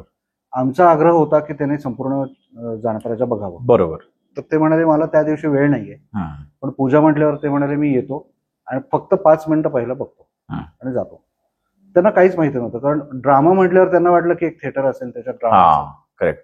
तर ते आले, त्यांनी सगळं बघितलं, आमची भवानीची पूजा झाली, ते 5 मिनिटं बसले. मग ते म्हणाले मी अजून 5 मिनिटं थांबवतो, आणि असं करत ते पूर्ण शो बसले. ते भारावून गेले पूर्णपणे. आणि ते म्हणाले मराठा लाईटसाठी तर सगळ्यात महत्वाचं इन्स्पिरेशन आहे. बरोबर. मराठा लाईटचा जो नारा आहे तो पण छत्रपती शिवाजी महाराज की जय आहे, प्रत्येक आपल्या रेजिमेंटचा जसा आहे तो. बरोबर. तर इथे थांबलं नाही, म्हणजे एखादा माणूस इन्स्पायर होतो, चांगलं म्हणतो, शाबासकी देतो, जातो. दुसऱ्या दिवशी आम्हाला त्यांचं एक प्रोटोकॉल आला की आपल्याकडे एवढी 5,000 लोक आहेत, संपूर्ण गॅलरीज आम्ही बुक करतो with what ever it is, आणि ही माणसं येतील, ही माणसं हा शो बघतील, आणि त्यांना सगळे इन्स्ट्रक्शन्स दिलेत. शो झाल्यानंतर 3 वेळा शिवाजी महाराज की जय म्हणून म्हणतील आणि मग ते जातील. क्या बात आहे. तर हे इतकं महत्वाचं होतं. वाह. आणि ते तसंच झालं. पुढचे 6 दिवस ती माणसं येत राहायची, आणि पूर्णपणे ते जयघोष होता तो आमच्यासाठी. जवानांच्या समोर करायला म्हणजे सगळ्यात महत्वाचं माझ्या मते 30 माणसं आहेत. आम्ही एकदा असंच याला केला होता, INS शिवाजीला केला होता, खांदेरी उंदेरीचा विजय. ओके. तो पण केला होता, त्यामध्ये पण असेच कॅप्टन्स होते, त्यांना पण तोच आम्हाला अनुभव, एकमेकांना तो चांगला अनुभव आला. ऍब्सोल्युटली. अमेझिंग. अमेझिंग. येस. तर आता आपण बोलूया डॉक्टर प्रसन्न परांजपेशी. संजीवन चिकित्सालय किंवा कसं ते वेगळं आहे, आयुर्वेदा, होमिओपॅथी, ॲलोपॅथी, या सगळ्या अँगल्स. तर त्या बाबतीत थोडंसं माझ्या पणजोबांना ते 17-18 वर्षाचे असताना मुंबईत स्वामी समर्थांचा दृष्टांत झाला. ते सगळ्यात मोठे होते, ते घराची काळजी घेण्यासाठी मुंबईत आले होते नोकरी करायला. स्वामी म्हणाले की पुराण चिकित्सा पद्धती किंवा ऋग्वेद, उपनिषद याच्यातून एक काही रिसर्च कर. ते तेवढी हिंट घेऊन ते परत गावी आले.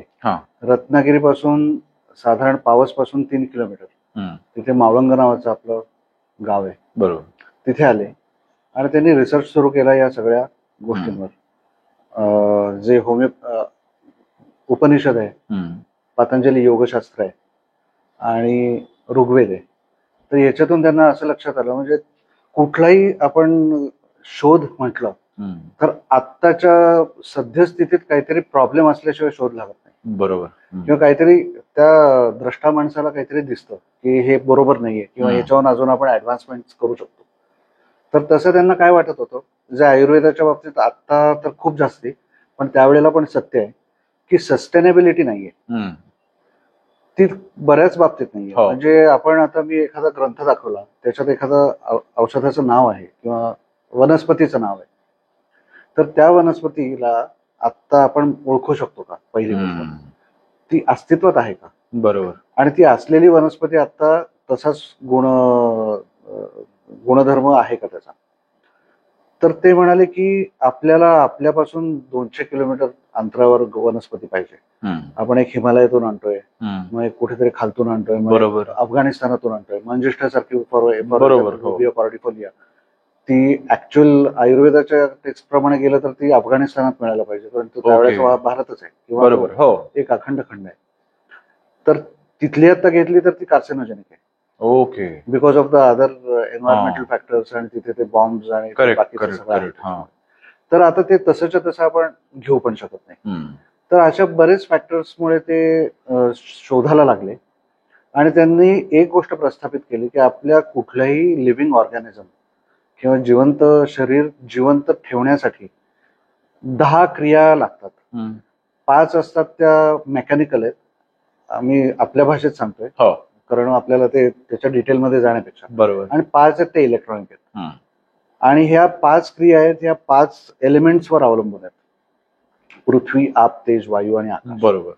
तर ह्या ज्या 5 एलिमेंट्स आहेत त्यांची काही वैशिष्ट्य आहेत. जसं आपण ऍस्ट्रॉलॉजीमध्ये प्रत्येक ग्रहाला वैशिष्ट्य म्हणतो आहे, किंवा सनसाइन्स मध्ये टॉरस वगैरे ते जे सायन्स आहेत त्याच्यामध्ये बोलतो आपण, बरोबर. तसे आपल्या या 5 जे घटक आहेत त्याच्यापासून संपूर्ण विश्व बनलंय. आणि विश्वातल्या कुठल्याही गोष्टीमध्ये, आता आपण समुद्र म्हटला तर तो आपल्यामध्ये रक्त म्हणून आहे. बरोबर. तर अशा प्रकारे त्याचं कोरिलेशन आहे. ओके. आणि हे कोरिलेशन लावून त्यांनी 5 आणि 5 अशी 10 बेसिक औषधं काढली. आणि या 10 औषधांमुळे हे 5ही एलिमेंट्स असतात ते आपल्याला डायग्नोज करायचं, आणि ते डायग्नोज करून त्याप्रमाणे जे एलिमेंट कमी आहे, जे खूप जास्ती आहे, तर ते बॅलन्स करायचं. अशी 10 औषधं. बरोबर. आणि सगळ्यात महत्वाचं म्हणजे आता आपल्याला कळेल की आपण गाडीच्याशी कम्पेअर करून सांगतो की आपण गाडी घेतली किंवा एकदम पूर्वी पहिलं मॉडेल होतं ते कम्प्लिटली मेकॅनिकल होतं. बरोबर. म्हणजे एक इंजिन, हा. स्टेअरिंग, ब्रेक आणि ऍक्सिलेटर. करेक्ट. तर आता तसं नाहीये. आता त्याच्यात खूप फीचर्स वाढले, इलेक्ट्रॉनिक बरोबर आहे. इंटेलिजन्स वाढलाय, AI आलंय. हा. काय काय. त्याचप्रमाणे आपल्याला 7 बॉडीज असतात. एक बॉडी आहे ती मेकॅनिकल बॉडी आहे, बरोबर, जी विजिबल आहे. आता त्याच्या आत एक बॉडी आहे जी आपल्याला हे सगळं इलेक्ट्रॉनिक आणि इलेक्ट्रिकल बॉडी आहे, विच इज इनविजिबल. आणि बाकी ऑराज आहेत. करेक्ट. तर ती इनविजिबल बॉडी आहे आतली. आपण जसं भोवरा म्हणतो, आपण नदीमध्ये भोवरा असतो, बरोबर, हो. एक खालती घेतो, करेक्ट. ते चक्र आहे. म्हणजे लोक हल्ली चक्र हिलिंग वगैरे बरेच काय काय करत असतात, पण त्यांना त्याचं बेस माहिती नसतं. करेक्ट. तर ही आतली जी बॉडी आहे, जी इनविजिबल बॉडी, ती जिथे जिथे आपल्या व्हिजिबल बॉडीला टच होते अलॉंग द स्पायनल कॉर्ड, त्याला चक्र म्हणतात. ओके. ती एनर्जी सेंटर्स आहेत. बरोबर. ती बाहेर काय येते, कारण तिला त्या एरियातलं काम करायचं असतं. तर ह्या आता आपण मूलाधार चक्र घेतलं, बरोबर, तर मूलाधार चक्र हे आपलं स्केलेटल सिस्टीम म्हणजे संपूर्ण हाडं, त्याच्यानंतर रिप्रोडक्टिव्ह सिस्टीम्स बायकांमधली, त्याच्यानंतर डायजेस्टिव्ह सिस्टीम, याच्यावर मूलभूत काम करतं. बरोबर.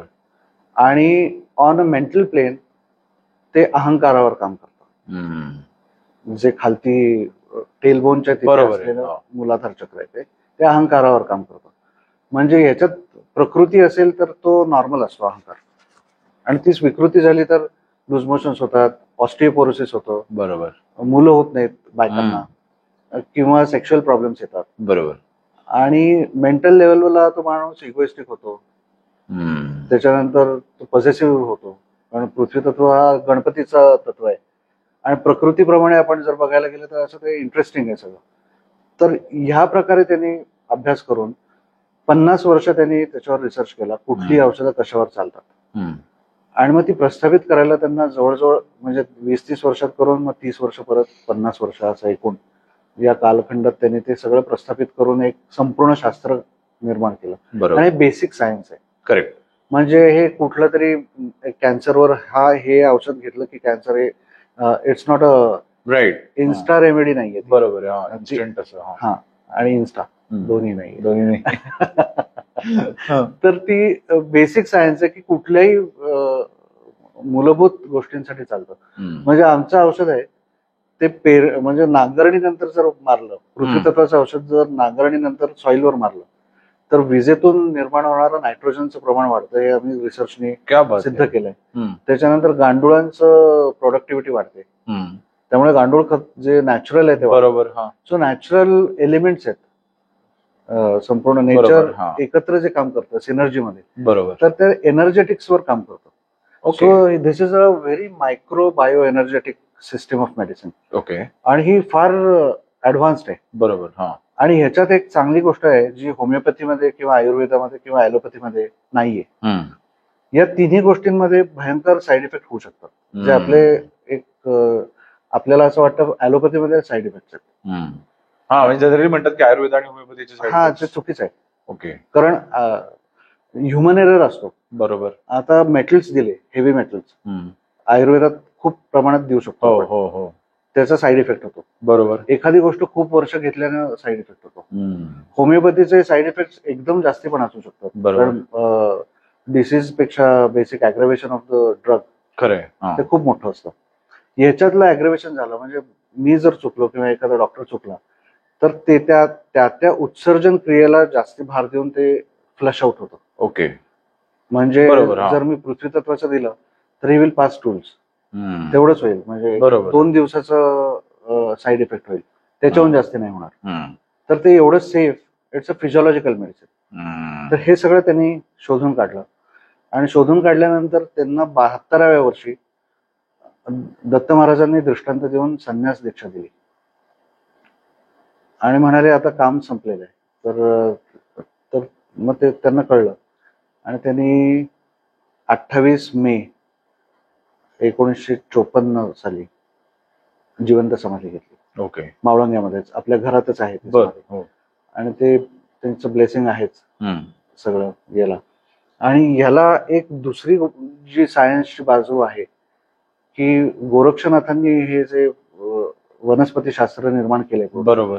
तर गोरक्षनाथांच्या अंडर ही सगळी वनस्पती येते. हम्म. तर प्रत्येक कुठलाही डॉक्टर असेल किंवा भेषज किंवा वैद्य तर त्याला या सगळ्या वनस्पतींना घेऊन जायच्या आधी त्यांची प्रार्थना करायला पाहिजे. ओके.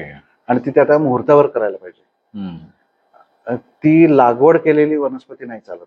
हा, बरोबर. हा. हा, कारण मग त्याला स्ट्रगल फॉर एक्झिस्टन्स शून्य झालेला असतो. हा. आपल्याला त्या वनस्पतीला आदल्या दिवशी सांगायचं की मी उद्या घेऊन चाललोय, हम्म. गोरक्षनाथांचा मंत्र म्हणून, आणि मग ती वनस्पती काढून त्याचा आम्ही मदर टिंक्चर करतो होमिओपॅथिक पद्धतीने. हा. कारण ते मुहूर्तावर काढतो बरोबर. आणि मग ते सूक्ष्म प्रमाणात देतो.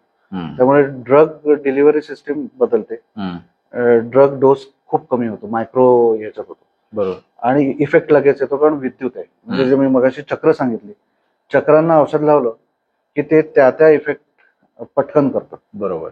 आणि असं एक आपलं औषध आहे की जे जलतत्वाचं, जल आणि आकाश तत्वाचं, ते हार्टच्या वरती लावलं, हार्ट अटॅक येत असेल कोणाला तरी, ओके.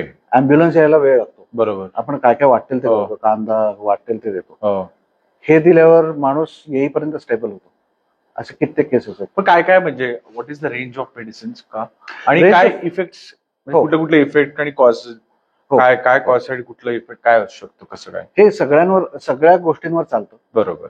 आपलं कॅन्सरवर ऍक्च्युली 1956 साली माझ्या आजोबांनी पुण्यात महाराष्ट्रातलं पहिलं कॅन्सर हॉस्पिटल सुरू केलं होतं. हम्म. आणि ते फक्त आपलं संजीवनचं कॅन्सर हॉस्पिटल होतं, म्हणजे नो अदर पॅथी. बरोबर. कन्नमवारांनी त्यावेळेला जे मुख्यमंत्री होते त्यांनी त्याचं उद्घाटन केलं होतं. कॅन्सरवर खूप चांगला उपयोग होतो, पण कॅन्सर हा एक उत्सर्जन क्रियेचा प्रकार आहे. Right. म्हणजे it has to be expelled out of the body. Yeah. ते एका ठिकाणी बरोबर. गोळा हो. होतो, तो उत्सर्जन करायला पाहिजे. त्याचे 8 आमच्या संजीवन प्रमाणे 8 प्रकारे आम्ही ते करतो ओके. इंटरनली. हा. कॉम्प्लिकेटेड आहे, पण 8 प्रकारे कॅन्सरचं वर्गीकरण होतं बरोबर. आणि ते त्याप्रमाणे आपण रिव्हर्स करतो. ओके. पण काही वेळेला कसं असतं की रिव्हर्स होत नाही, हम्म. पण माणूस पीसफुल होतो. कारण बरोबर आहे, हो. ते पण एक मोठी गरज आहे लोकांना की कॅन्सरमध्ये खूप यातना होतात आणि मी हो. कॅन्सर हे पहिलं तुम्हाला उदाहरणांमध्ये सांगितलं, बरोबर कारण याचे दोन्ही प्रकार बघायला मिळतात. पूर्णपणे हम्म. बरे होतात लोक बरोबर. आणि पूर्णपणे जाताना सुद्धा पीसफुली जातात. इंटरनली फिजिओलॉजिकल बाकीचे चेंजेस होऊन करेक्ट. त्यांची एनर्जी प्रिझर्व होते शेवटपर्यंत. बरोबर. त्याच्यानंतर लहान मुलांचे जे सगळे आजार आहेत, हम्म. तर लहान मुलांच्या आजारासाठी तर अतोनात छान आहे. आउट ऑफ इंडिया बऱ्याच वेळेला आपल्याला लायसन्सिंगचा जो प्रॉब्लेम येतो, राईट. तर हे विद्युत औषधं आहेत आपली बाहेरून लावायची, ओके. ती तेवढीच चांगली काम करतात, त्यामुळे त्याला काही प्रॉब्लेम येत नाही बरोबर. आणि लगेच इफेक्ट येतो. त्याला म्हणूनच विद्युत म्हणतो आम्ही. चक्रचिकित्सा आहे ती करेक्ट. हा. actually. राईट. आणि कोणालाही साधारण म्हणजे आपल्या घरात इम्युनिटीसाठी आता ज्या वेळेला आपल्याला कोविड होता, तर कोविडमध्ये आपलं ड्रग हे आयुषने लायसन्स मिळालं होतं आपल्याला. राईट. आपण सगळ्यांना ते दिलं आणि अप्रतिम रिझल्ट आले. खूप कंपनीजनी घेतलं, गव्हर्नमेंट ऑफ महाराष्ट्राने पण बऱ्याच प्रमाणात त्याचं प्रमोट केलं होतं आणि चांगला रिझल्ट आला. आणि अशी आपल्याकडे औषधं आहेत की ज्याच्यामुळे इम्युनिटी वाढते. बरोबर. आपली जर शक्ती वाढली, बेसिक शक्ती, तर आपल्या शरीराला माहिती आहे की काय करायचं. करेक्ट. तर आम्ही त्याला संजीवन म्हणण्याचं कारणच ते संजीवन, म्हणजे जीवनाला जे आपण कॅटलिस्ट म्हणून पुश करतो. आपण मृत्यूला पुश नाही करतो. बरोबर. अँटीबायोटिक इज कोणाला तरी मारणं हा. आणि हे जीवनाला मोठं करणं. करेक्ट. करेक्ट. हा थोडा फरक आहे. ऍब्सोल्यूट. नाही, पण माझा प्रश्न असा आहे की जेव्हा मग पेशंट्स येतात तेव्हा त्यांना असं यू हॅव टू एक्सप्लेन, कारण का हे ट्रेडिशनल आहे, ट्रॅडिशनल आहे, सायंटिफिक आहे, बेस ऑफ आयुर्वेदा म्हणू शकतो, ऋग्वेद म्हणू शकतो. म्हणजे आयुर्वेद आणि हे एकाच करेक्ट. पण मुळातून मग आलंय. मॉडर्न पेशंट्स, मॉडर्न म्हणजे in terms of modern age, modern age patients. हा, आणि त्यांना मग हे कसं समजून देतोस तू? कारण का की मॉडर्न एज पेशंट्स आता इनफॅक्ट जास्ती रिसेप्टिव्ह आहेत. ओके. कारण त्यांना बाकीच्या आता नवीन थेरपीज माहिती आहेत. म्हणजे चक्र म्हटल्यावर त्यांना कळायला लागलंय, त्यामुळे ते रिसेप्टिव्ह आहेत. ओके. आणि इफेक्टिव्हनेसच्या बाबतीत मॉडर्न माणूस किंवा कुठलाही आता माणूस, आपल्याला वेळ नसतो. बरोबर. आपल्याला डायव्हर्जन थेरपीला वेळ नाहीये. बरोबर. की तू घरी बस, हे कर, मग काही खाऊ नको, पथ्य नको. मी स्वतः फार कोणाला पथ्य देत नाही, कारण तुमचं जे बेसिक लाईफस्टाईल आहे त्या लाईफस्टाईल मध्येच मी लाईफस्टाईल चेंजेस करायला सांगतो. म्हणजे माझी बेसिक प्रॅक्टिस नाडी परीक्षेवर, करेक्ट, संजीवनची नाडी परीक्षा. हो. आणि नाडी परीक्षेकडे आपण येऊया, त्याच्याआधी मी ते प्रकृतीचे थोडेसे बारकावे सांगेन. Please please please. येस. पण जो प्रश्न आहे की नवीन मुलांना हे आवडतंय, कारण ह्याच्यात एफिकसी आहे आणि डिलिव्हरी सिस्टम्स आपल्या व्हेकल्स खूपच ऍडव्हान्स्ड आहेत. करेक्ट. आयुर्वेदात बाहेरून लावायला फक्त तेल आहेत. हो. पण मी जॉन्सन्स मध्ये, माझं बॅकग्राऊंड असं आहे की मी जॉन्सन्स मध्ये होतो. बरोबर. जॉन्सन अँड जॉन्सन मध्ये R&D ला होतो इथे US मध्ये. आणि आम्ही बेबी केअरवर मी काम करत होतो. एक वॉसोडायलेटर त्यांच्या ऑइलमध्ये घातला होता. राईट. त्याच्यानंतर मी त्यांच्या एथिकॉन मध्ये सुचर्स असतात, ओके, त्याच्यावर अँटीबायोटिक, हर्बल अँटीबायोटिक, त्याला ते आयुर्वेदिक किंवा कुठलेही असं नाव देत नव्हते, पण it's a herbal thing. Right. तर ते त्याच्यावर काम केलं. बँडेड मध्ये म्हणजे वुंड हिलिंगवर खूप काम केलंय मी हर्ब्स घेऊन. पण त्यावेळेला आपण संपूर्ण ग्लोबल बघायचो. म्हणजे मला साऊथ अमेरिका, चायना याच्यातून सुद्धा आम्हाला इनपुट्स यायचे. तिथे सेंटर्स होते हे ग्लोबल असल्यामुळे, आणि खूप चांगला एक्सपोजर मिळालं होतं. तर त्याच्यातली आम्ही जेल्स जी केली आहेत तयार, वॉटर बेस्ड जेल्स. राईट. म्हणजे आता तुला आश्चर्य वाटेल की आपण एरंडेल सगळीकडे आपण बघतो की एरंडेल लावा. करेक्ट. कंझ्युम तर करतोच, पण बाहेरून पण लावा. बरोबर. मग त्याच्यामुळे चांगला इफेक्ट येईल. हल्ली ते नाभी सूत्र वगैरे काय काय बेंबीत पण एरंडेल घालतात. तर मी ते कन्व्हर्ट केले वॉटर बेस मध्ये. ओके. तर एरंडेल लावून तुम्ही बाहेर जाऊ शकता. अच्छा. आणि त्याला वास पण येत नाही. तर ते मेकॅनिझम आता काय आहे की आता हे व्हेकलचं युग आहे. बरोबर आहे. तुम्ही चांगली व्हेकल्स दिलं तर तुमचा मॉलिक्युल शेवटपर्यंत पोहोचेल. राईट. मी तुपावर पण येणार आहे. तूप किती चांगलं व्हेकल आहे, आपण त्याच्यावर एक वेगळंच खूप मोठ्याच्या मोठं ते दालन आहे. बरोबर आहे. बरोबर आहे. तर ही व्हेकल्स आपली खूप पॉवरफुल आहेत. आपली पाण्यातली व्हेकल्स आहेत. ओके. म्हणजे आपण ते औषध पाण्यात घालायचं आणि एनर्जाइज ड्रिंक म्हणून आपण प्यायचं रोज. तर त्यांनी blood purification, blood circulation okay, आणि डायजेशन ओके. या 3 गोष्टी होतात बरोबर. आणि या 3च गोष्टी लागतात माणसाला चांगलं राहायला. बरोबर. बाकी मग ब्रेन चांगला राहतो, बिकॉज ब्रेन इज इन गट. करेक्ट. ऍब्सोल्युट. पण जसं तुम्ही नाडी परीक्षेचं म्हटलं, हो. नाडी परीक्षेचं काय महत्व आहे, कसं आहे? हा, आता नाडी परीक्षा आहे ना, ती आयुर्वेदात वेगळी, ते वातपित्त कफ म्हणतात. बरोबर. बऱ्याच वेळेला त्याचा अर्थच कळत नाही सामान्य माणसाला. म्हणजे आडलं की वातपित्त कफ हा शब्द येतो की काय. संजीवन मध्ये आपण वातपित्त कफ ज्याच्यातून निर्माण झालंय, ही जी 5 एलिमेंट्स आहेत ती आपण गृहीत धरतो आणि त्याच्यावर आपण 4 बोटांनी आपण बघितलं, किंवा कोणी आता प्रेक्षक आहेत त्यांनी बघितलं, ही 4 बोटं आपण लावली तर एकच पल्स, रेडियल पल्स आहे, पण आपण इथे वेगळं पल्सेशन मिळतं, इथे वेगळं मिळतं, इथे वेगळं मिळतं. राईट. तर ते वेगळं वेगळं आहे. बरोबर. मग फिजिक्स त्याला उत्तर देऊ शकत नाही, कारण तिथूनच आलेलं, एकाच आर्टरीमधून कुठेही ब्लॉक नसताना आलेलं, पण पल्सेशन्स व्हॉल्युमेट्रिक चेंजेस आहेत. बरोबर. त्याचा एक लॉग तयार होतो. म्हणजे माझा समजा 1 खूप उडतंय आणि 4 उडत नाहीये किंवा खूप जास्त उडतंय, तर त्याचा लॉग तयार होतो आणि तो लॉग एक 10-12 वर्ष लागतात तो शिकायला. माय गॉड. हा. पण तो परफेक्ट येतो, कारण प्रकृती आहे. या 4 प्रकृती मी एक गंमत म्हणून सांगतो, ते थोड्याशा कळतील. वातपित्त कफापेक्षा पृथ्वी, आप, तेज, वायू, आकाश. आपल्याला जे सगळे देव आहेत ना, आपले मूर्ती, तर त्यांच्याकडे बघताना तुम्ही जरा मॉडर्न आर्ट म्हणून बघितलं तर तुम्हाला त्याचा खुलासा होईल. पृथ्वी तत्वाचा देव आहे गणपती, आणि गणपतीचं मॉडर्न आर्ट बघितलं तर त्याचे कान मोठे केलेत, डोकं मोठं केलंय, नाक मोठं केलंय. बरोबर. त्यामुळे त्याचा सेन्स ऑफ स्मेल सगळ्यात चांगला आहे. कान म्हणजे श्रवण भक्ती आहे. You can listen to many people at a time. बरोबर. Without losing his cool. ते चीड न येणं हा त्याचा सगळ्यात मोठा गुणधर्म आहे. आणि डोकं मोठं आहे, त्यामुळे आहेच, म्हणजे शिरोब्रह्म आहे त्याच्या. आणि 4 हात आहेत. बरोबर. एका ठिकाणी बसलाय, म्हणजे हा एका ठिकाणी बसून 4 जणांना 4 कामाला लावू शकतो. मल्टीटास्किंग करतो, पण तो स्वतः हालायला आळशी आहे. आणि पृथ्वी तत्वामध्ये मटेरियल जास्ती आहे एनर्जीपेक्षा. त्यामुळे ही माणसं पॉलिटिशियन, गोल्ड, प्रॉपर्टी, बिल्डर्स, ही तशी जन्माला आली ना की त्यांना तीच आवड असते आणि ते त्याच प्रोफेशन मध्ये जातात. बरोबर. किंवा परफ्युमर्स, पण त्यांचं नाक खूप चांगलं असतं. बरोबर. किंवा स्टुडिओमध्ये म्युझिशियन्स, म्हणजे स्टुडिओ म्युझिक रेकॉर्डर्स. एखादं व्हायोलिन वाजलं नाही की त्यांना लगेच कळतं. बरोबर. तर ही जी सेन्सिटिव्हिटी आहे ती त्यांच्यात असते. तर त्याची एक नाडी आहे.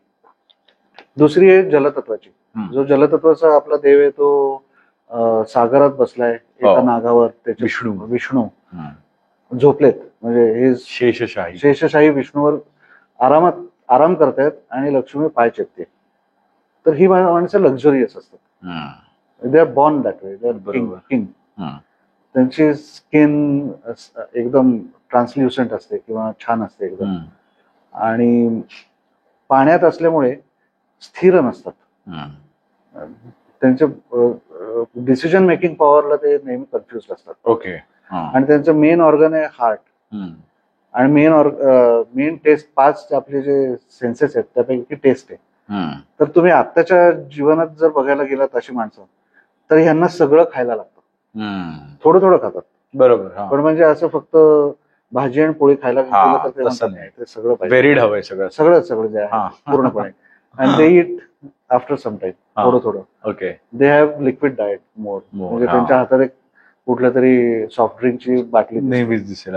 पाणी नाही, म्हणजे सॉफ्ट ड्रिंक पण दिसतं, कारण ते सारखं त्यांना गोड पण लागतं आणि सारखं गार लागतं. Okay. Cold drinks, soft drinks, पाणी आणि सूप्स, हे सगळं ही माणसं करतात. तिसरी प्रकृती आहे ती शिवाची आहे. स्ट्रॉंग अँड स्टाउट, स्टेबल, कुठेही त्याच्यामध्ये हे नाही. आणि त्याचं मेन ऑर्गन बुद्धी आहे. ते बुद्धिजीवी आहे. तर त्यांना बाप दाखव नाही तर श्राद्ध घाला अशी माणसं. बरोबर. आणि ते आयदर अल्कोहोलिक, वर्कॉलिक किंवा दोन्ही. बरोबर. त्यांना सांगितलं आता आतापासून तू 24 तास काम करायचं तर करतील, आणि ते पण करतील. आणि ते पचवतात. ओके. कमी वेळात त्यांचे मसल बिल्ड होतात, कारण त्याचे मसल्स हे चांगले आहेत. बरोबर. हॉर्मोनल सिस्टम्स खूप स्ट्रॉंग असतात. ह्याच्यामध्ये जर बायका आपण बघितल्या ना, तर त्यांना थोडंसं हॉर्मोनल इम्बॅलन्स असतो, कारण ही पुरुष प्रधान प्रकृती आहे. बरोबर आहे. जशी पृथ्वी तत्व पुरुषाची आहे, तेज तत्व पुरुषाचे आहे. तेजामध्ये खूप अजून व्हेरिएशन्स आहेत, पण मी ढोबळ बरोबर, हा. त्यांना बाईलक मेन आहे त्यांचा, म्हणजे लिव्हर ही खूप स्ट्रॉंग असते, त्यामुळे त्यांना ऑइली अँड स्पायसी फूड लागतं. आणि तसं मी बघितलंय ओके. की ते खाल्ल्यावरच त्यांना बरं वाटतं. म्हणजे आपण म्हणतो ना तापात देऊ नको वगैरे. बरोबर बरोबर. पण मी ताप गेलेला बघितलंय का खूप, मी नाव घेऊ शकत नाही, पण एका खूपच मोठ्या लार्जर देन लाईफ इमेज असलेल्या एका आर्टिस्टचा त्यांची ती प्रकृती होती. त्यांनी ते खाल्लं, एकदम चमचमीत, 2 ताप होता, आणि नंतर संध्याकाळी रिहर्सलला उभ्या राहिल्या. वा. म्हणजे एक म्हणजे इतकं ते सात्म्य आहे. आपल्याला प्रकृती कळली सगळ्या माणसांना. बरोबर. तर आपण आपली आरोग्य, आपलं आरोग्य, घरातल्यांचं आरोग्य हे खूप छान विदाउट डुईंग एनी मेडिकेशन हे आपण करू शकतो. पण माझी आता मी कसं ओळखायचं प्रकृती सांगतो ना. आपण एक एक्सपेरिमेंट करू आपण. एक्सपेरिमेंट आहे. आणि त्याच्या आधी एक राहिली अजून एक प्रकृती जी वायुतत्वाची. जसं जलतत्व आहे तसं वायुतत्व सुद्धा स्थिर नाहीये, अस्थिर आहे. पण वायुतत्व परत थोडंसं पुरुष प्रधान आहे. ओके. ही माणसं असतात ती धोपट मार्गाने कधीच चालत नाहीत. They want to create their own rules, own pathways, and they go on their own. Adamant असतात, हट्टी असतात, आणि एकदम कृश असतात. त्यांचे केस सुद्धा राठ असतात, म्हणजे एकदम कॅरेक्टर आहे, आणि सटल असतात. ही माझी प्रकृती वाटते मला. वाटते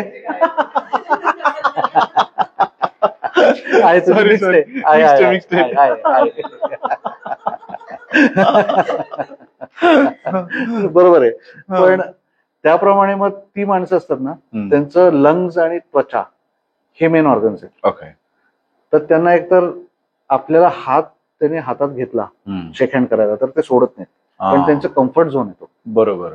touch is there comfort zone. Okay. तर काही काही वेळेला आपल्याला वाटतं की हा एवढ्या वेळ का धरून ठेवला, काय जण असतात खांद्यावर हात ठेवून गप्पा मारतात. बरोबर. खूप दिवसांनी दिसल्यावर खांद्यावर हात काढतच नाही. वे फिजिकल टच, त्यांना टच मधून चांगले व्हायब्रेशन्स येतात. त्यांचं इंटेन्शन काही वाईट नसतं. बरोबर. त्याच्यानंतर लंग्स त्यांचे मेन असतात ओके ऑर्गन्स मध्ये.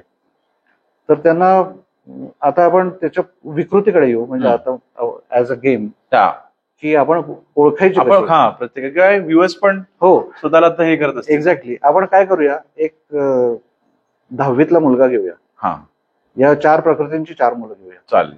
म्हणजे मेल फिमेल नको. बरोबर. तर त्यांना परीक्षेला जायचंय किंवा स्टेजवर जाऊन काही गोष्टी करायच्या, आणि त्यात चौघांनाही टेन्शन आलंय. तर टेन्शनवरून तुम्ही ओळखू शकता. पृथ्वी तत्वाच्या माणसाला टेन्शन आलं की तो खातो, त्याला टेन्शन हंगर सुरू होते. बरोबर. आणि त्याला पिष्टमय म्हणजे पृथ्वीच्या जवळ उगवणारे पदार्थ खातो तो. अच्छा. आपल्या महाराष्ट्रात कळलं. वडापाव मिळतो. बटाटा वगैरे असं. नाही, वडापाव. तर ते पटकन ग्रॅब करता येतं, कारण वेळ नसतो. बरोबर आहे. तर ते वडापाव खातात, किंवा वडा खातात, किंवा बटाट्याचे चिप्स खातात. ओके. मग त्यांना बरं वाटतं.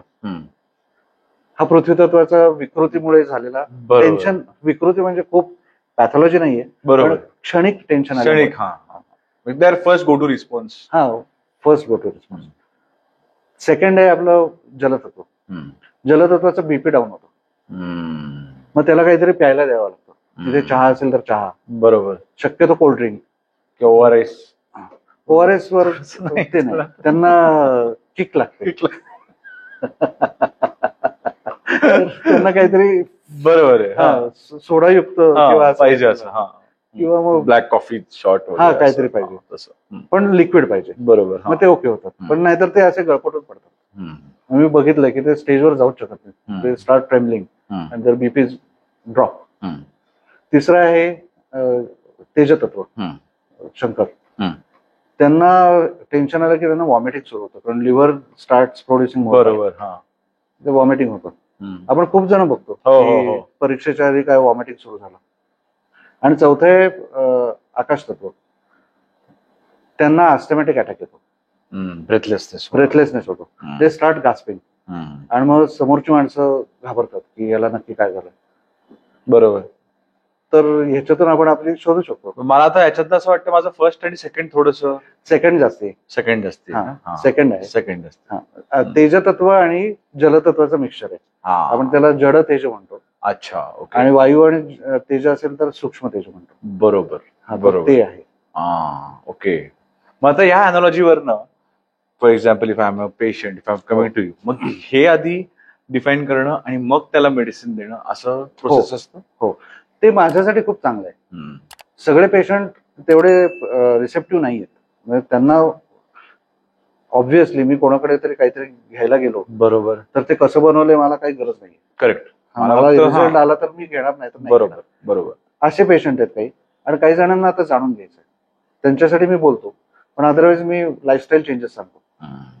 तर आता याच्यावर लाईफस्टाईल चेंजेसनी खूप फरक पडतो. म्हणजे पित्त ज्याचं बरोबर आहे त्याला ते करू शकतो ना आपण, किंवा कुठलं काय आहे ते. करेक्ट. आणि त्याच्यावरूनच ते बरेचसे बरे राहतात. बरोबर.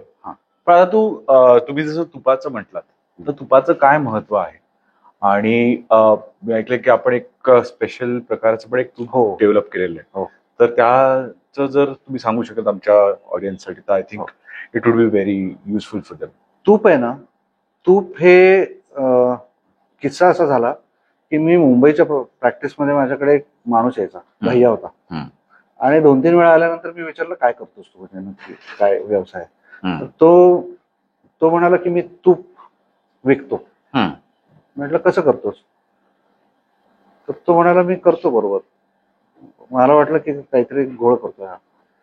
त्याने मला सांगितलं की तूप कसं करतात. तो म्हणाला तूप घ्यायचं, म्हणजे केलेलं तूप घ्यायचं, पाम ऑइल घ्यायचं, ते एकत्र मिक्स करायचं, त्यात भाजलेला रवा घालायचा. आणि म्हणे माझी स्किल आहे ते बरोबर ते बॉइलिंगला आल्यानंतर मी ते विड्याचं पान घालून त्याला एक तुपाचा वास येईल असं करतो बरोबर. ओके. आणि मी ते विकतो आणि कोणालाच ओळखू येत नाही. म्हटलं हे फार वाईट आहे. बरोबर. म्हणजे मी आधी ऍडल्ट्रेशन सांगतोय. कारण लोक तूप म्हटल्यावर म्हणजे इनोसेंटली जाऊन तूप घेतात आणि त्यांच्या पदरात काहीतरी पडतं. मग त्यांचं कोलेस्ट्रॉल वाढल्यावर डॉक्टर म्हणतात की तूप खाल्ल्यामुळे झालंय. बरोबर. आणि व्हिलन कोणतरी दुसराच होतो. आयुर्वेद किंवा आपल्या ज्या एन्शंट पद्धत आहे तुपाची ती मी थोडीशी मॉडर्न भाषेत सांगतो. की संस्कार हा शब्द जर केमिस्ट्रीमध्ये आपण वापरला तर त्याला ऑक्सिडेशन म्हणतात.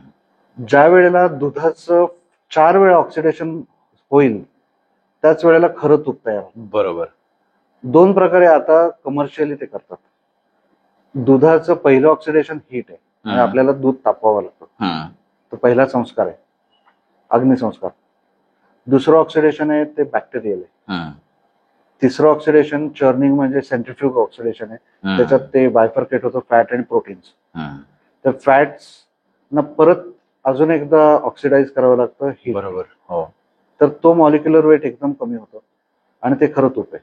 ओके. आणि ते सगळ्यात व्हेकल म्हणून अतोनात चांगलं आहे आणि कोणालाही ते घेता येतं. आणि that prevents many medicines, that prevents many diseases if taken properly. आता लोक A2चं फार महत्व आलंय भारतात हल्ली. पण A2 आणि तुपाचा तसा काही संबंध नाहीये. ते आता मार्केटिंगचं आहे. A1 म्हणजे जर्सी गाय आणि A2 म्हणजे इतर म्हणजे त्यात म्हैस पण आली. ओके. हे लोकांना माहिती नाहीये. लोकांना वाटतं A2 म्हणजे फक्त गिर गाई. फक्त गिर गाईच वाटतं लोकांना. पण भारत इतका मोठा आहे की 20 प्रकारच्या गिर सारख्याच गायी आपल्याकडे आहेत. आणि त्या सगळ्या भारतीय म्हणजे जेनेटिकली भारतीय आहेत त्या.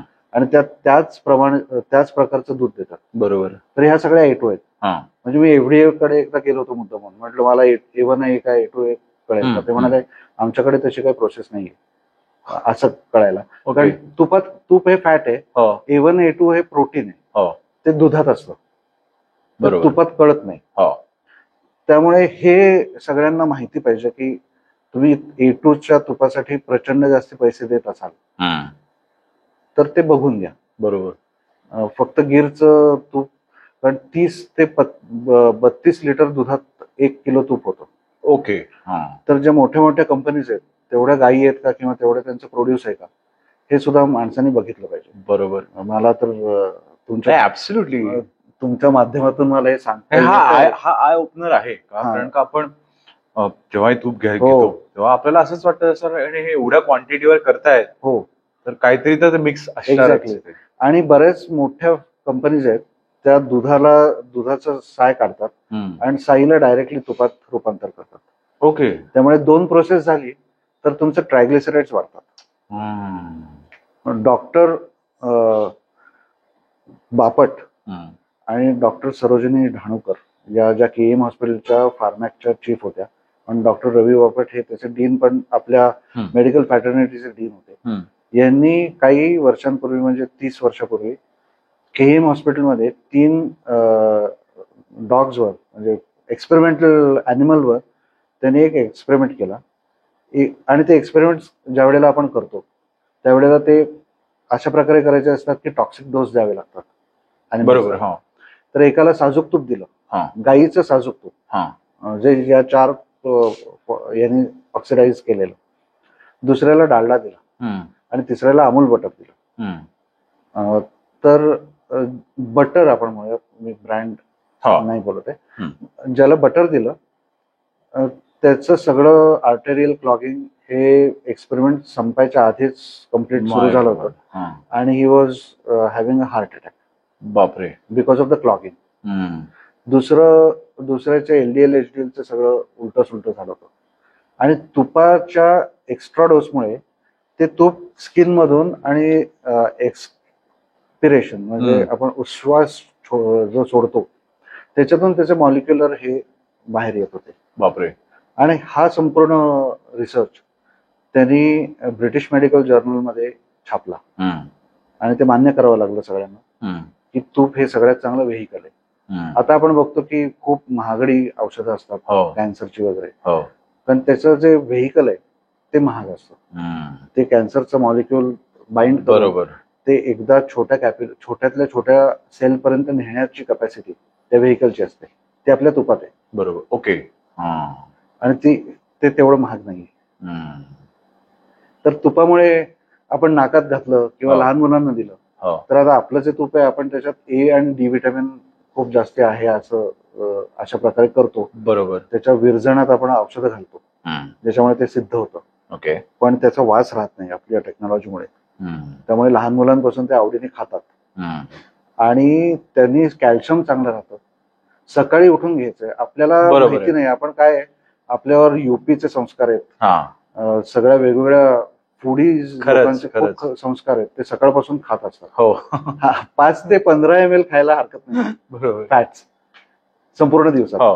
मग ते बरोबर आहे. आणि सकाळी उठून जर खाल्लं म्हणजे मी तर लोकांना सांगतो तुम्ही तूप घ्या सगळ्यांनी, सकाळी उठून 1 चमचा घ्या आणि त्याच्यावर गरम पाणी किंवा गरम पाणी आणि मग 20-25 मिनिटं काही खाऊ नका. करेक्ट.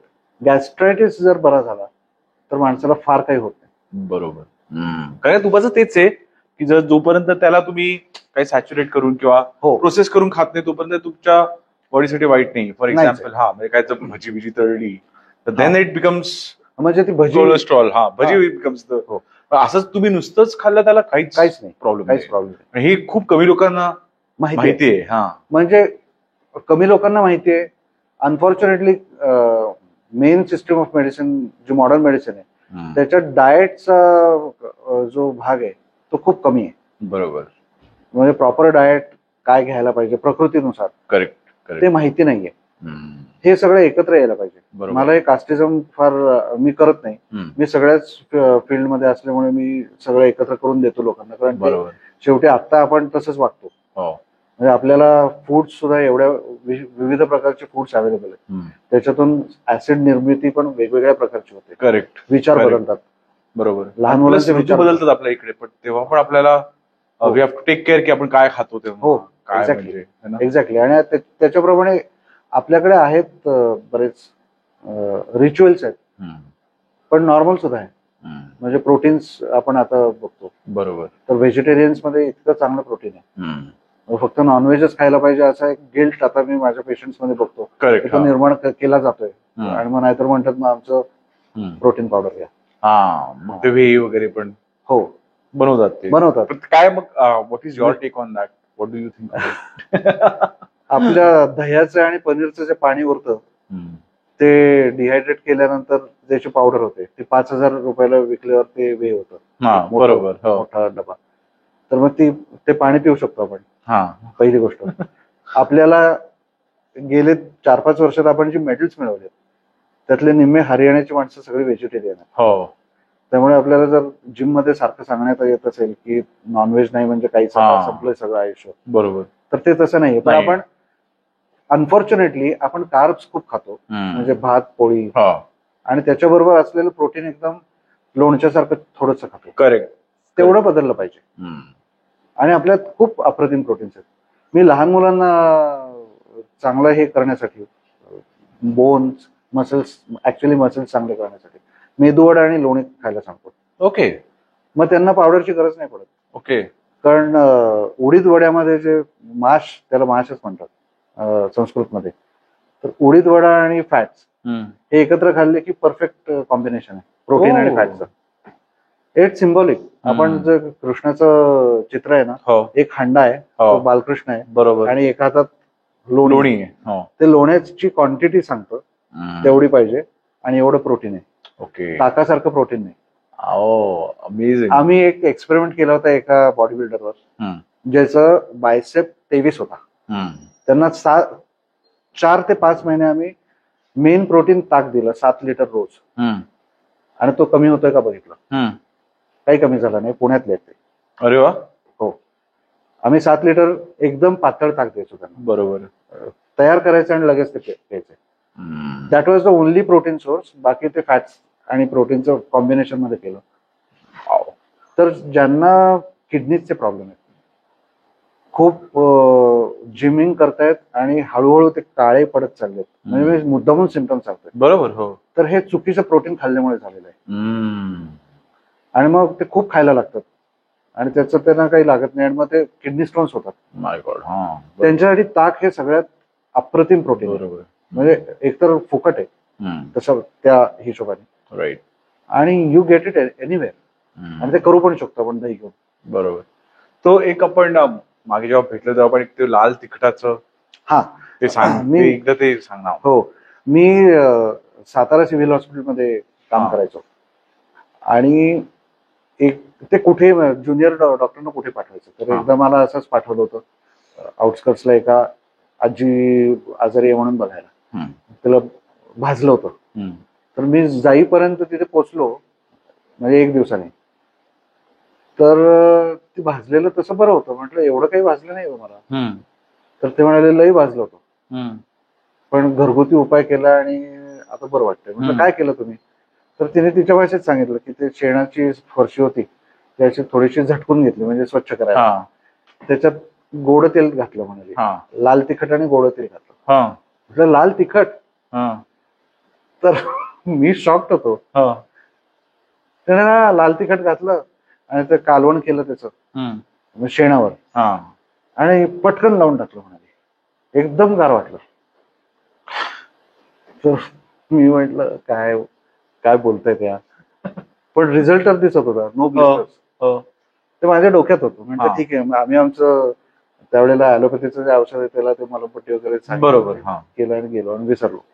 आणि नंतर मग माझा रिसर्च करताना ते आठवलं, वुंड हिलिंगच्या वेळेला ऍक्च्युअली आठवलं की ब्रुजेस असतात लहान मुलांच्या. बँडेडला ते एक मार्केटिंग टीमने इनपुट दिला होता की लहान मुलं खूप वेळ रडतात.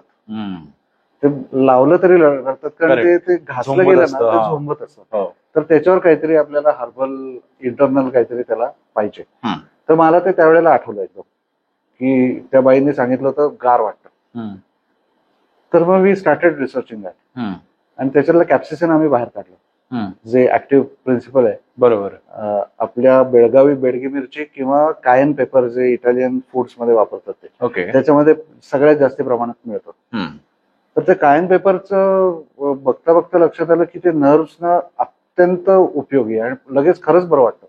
आणि बर्न्सवर पण त्याचा आमचा रिसर्च झाल्यानंतर लक्षात आलं की ते बर्न्सवर काम करत आहे. So we made a medicine out of it and it work wonderfully. क्या बात आहे. पण त्या आजीला त्याचे सगळे क्रेडिट जायला पाहिजे, नाहीतर माझ्या डोक्यात ते गेलंच नसतं. खरंय. बट हू न्यू म्हणजे हो ना, आणि अशी किती असतील खूप आहेत असे, की आपल्याला माहिती पण नाही. माहिती नाही. आणि आपण ते काय म्हणतो गावठी म्हणून त्याला त्याची टिंगल करतो Correct. अनफॉर्च्युनेटली. म्हणजे आपण सिरियसली थोडंसं त्याच्याकडे बघायला पाहिजे असं मला वाटतं, म्हणजे आमच्या क्षेत्रातल्या माणसांनी तरी. बरोबर आहे, बरोबर आहे. तसंच अजून एक पानकणीस असतं, त्याचं पण पेटंट आहे आमचं. ओके, ठीक आहे. पानकणीस म्हणजे आपण ओढ्याच्या बाजूने जातो त्यावेळेला हा. अशी ती कणसं असतात हा आणि त्याच्या हा आतमध्ये बल्ब असतो, आणि बरोबर. आतमध्ये इन्फ्लोरोसन्स म्हणजे कापूस असतो. ओके. हा एकदा एक माणूस आला, पेंटर होता, आणि तो पडला आणि त्याच्या ह्याच्यात सळई घुसली हा पूर्णपणे मांडी. हा. आणि मी म्हंटल, अरे तू सांगतोयस तेवढं तुझं जखम दिसत नाहीये, हम्म, काय केलं तू? तर तो म्हणाला, पानकणीस ठासून भरलं म्हणे. म्हटलं काय? मी बघितलं ते पानकणीस. तर सगळीकडे आपल्या भारतभर हा पहिल्यापासूनचा प्रघात आहे. हा. जे कामगार असतात ना, हे हो बिल्डिंगचे कामगार, हो म्हणजे पूर्वी, आता इथे ते सगळं संपलंय कारण ते बरोबर. हो पण लागलं म्हणजे स्टॅब इंजुरी असते, हा म्हणजे which is quite serious. Serious असते, किंवा घुसलेलं असतं. तर ते काढतात आणि ते आतपर्यंत ते भरतात. अच्छा. आणि ते भरल्यानंतर ते 7 दिवसात त्याचं हिलिंग खूप चांगलं होतं, म्हणजे ऑप्टिमम वेळेत त्याचं हिलिंग होतं असं तो म्हणाला. आणि मला दिसलं होतं ते. तर आम्ही त्याचे ऍक्च्युअल ट्रायल्स घेतल्या, 100 पेशंट्सवर डबल ब्लाइंड ट्रायल्स घेतल्या, आणि त्याचे इतके चांगले रिझल्ट आले.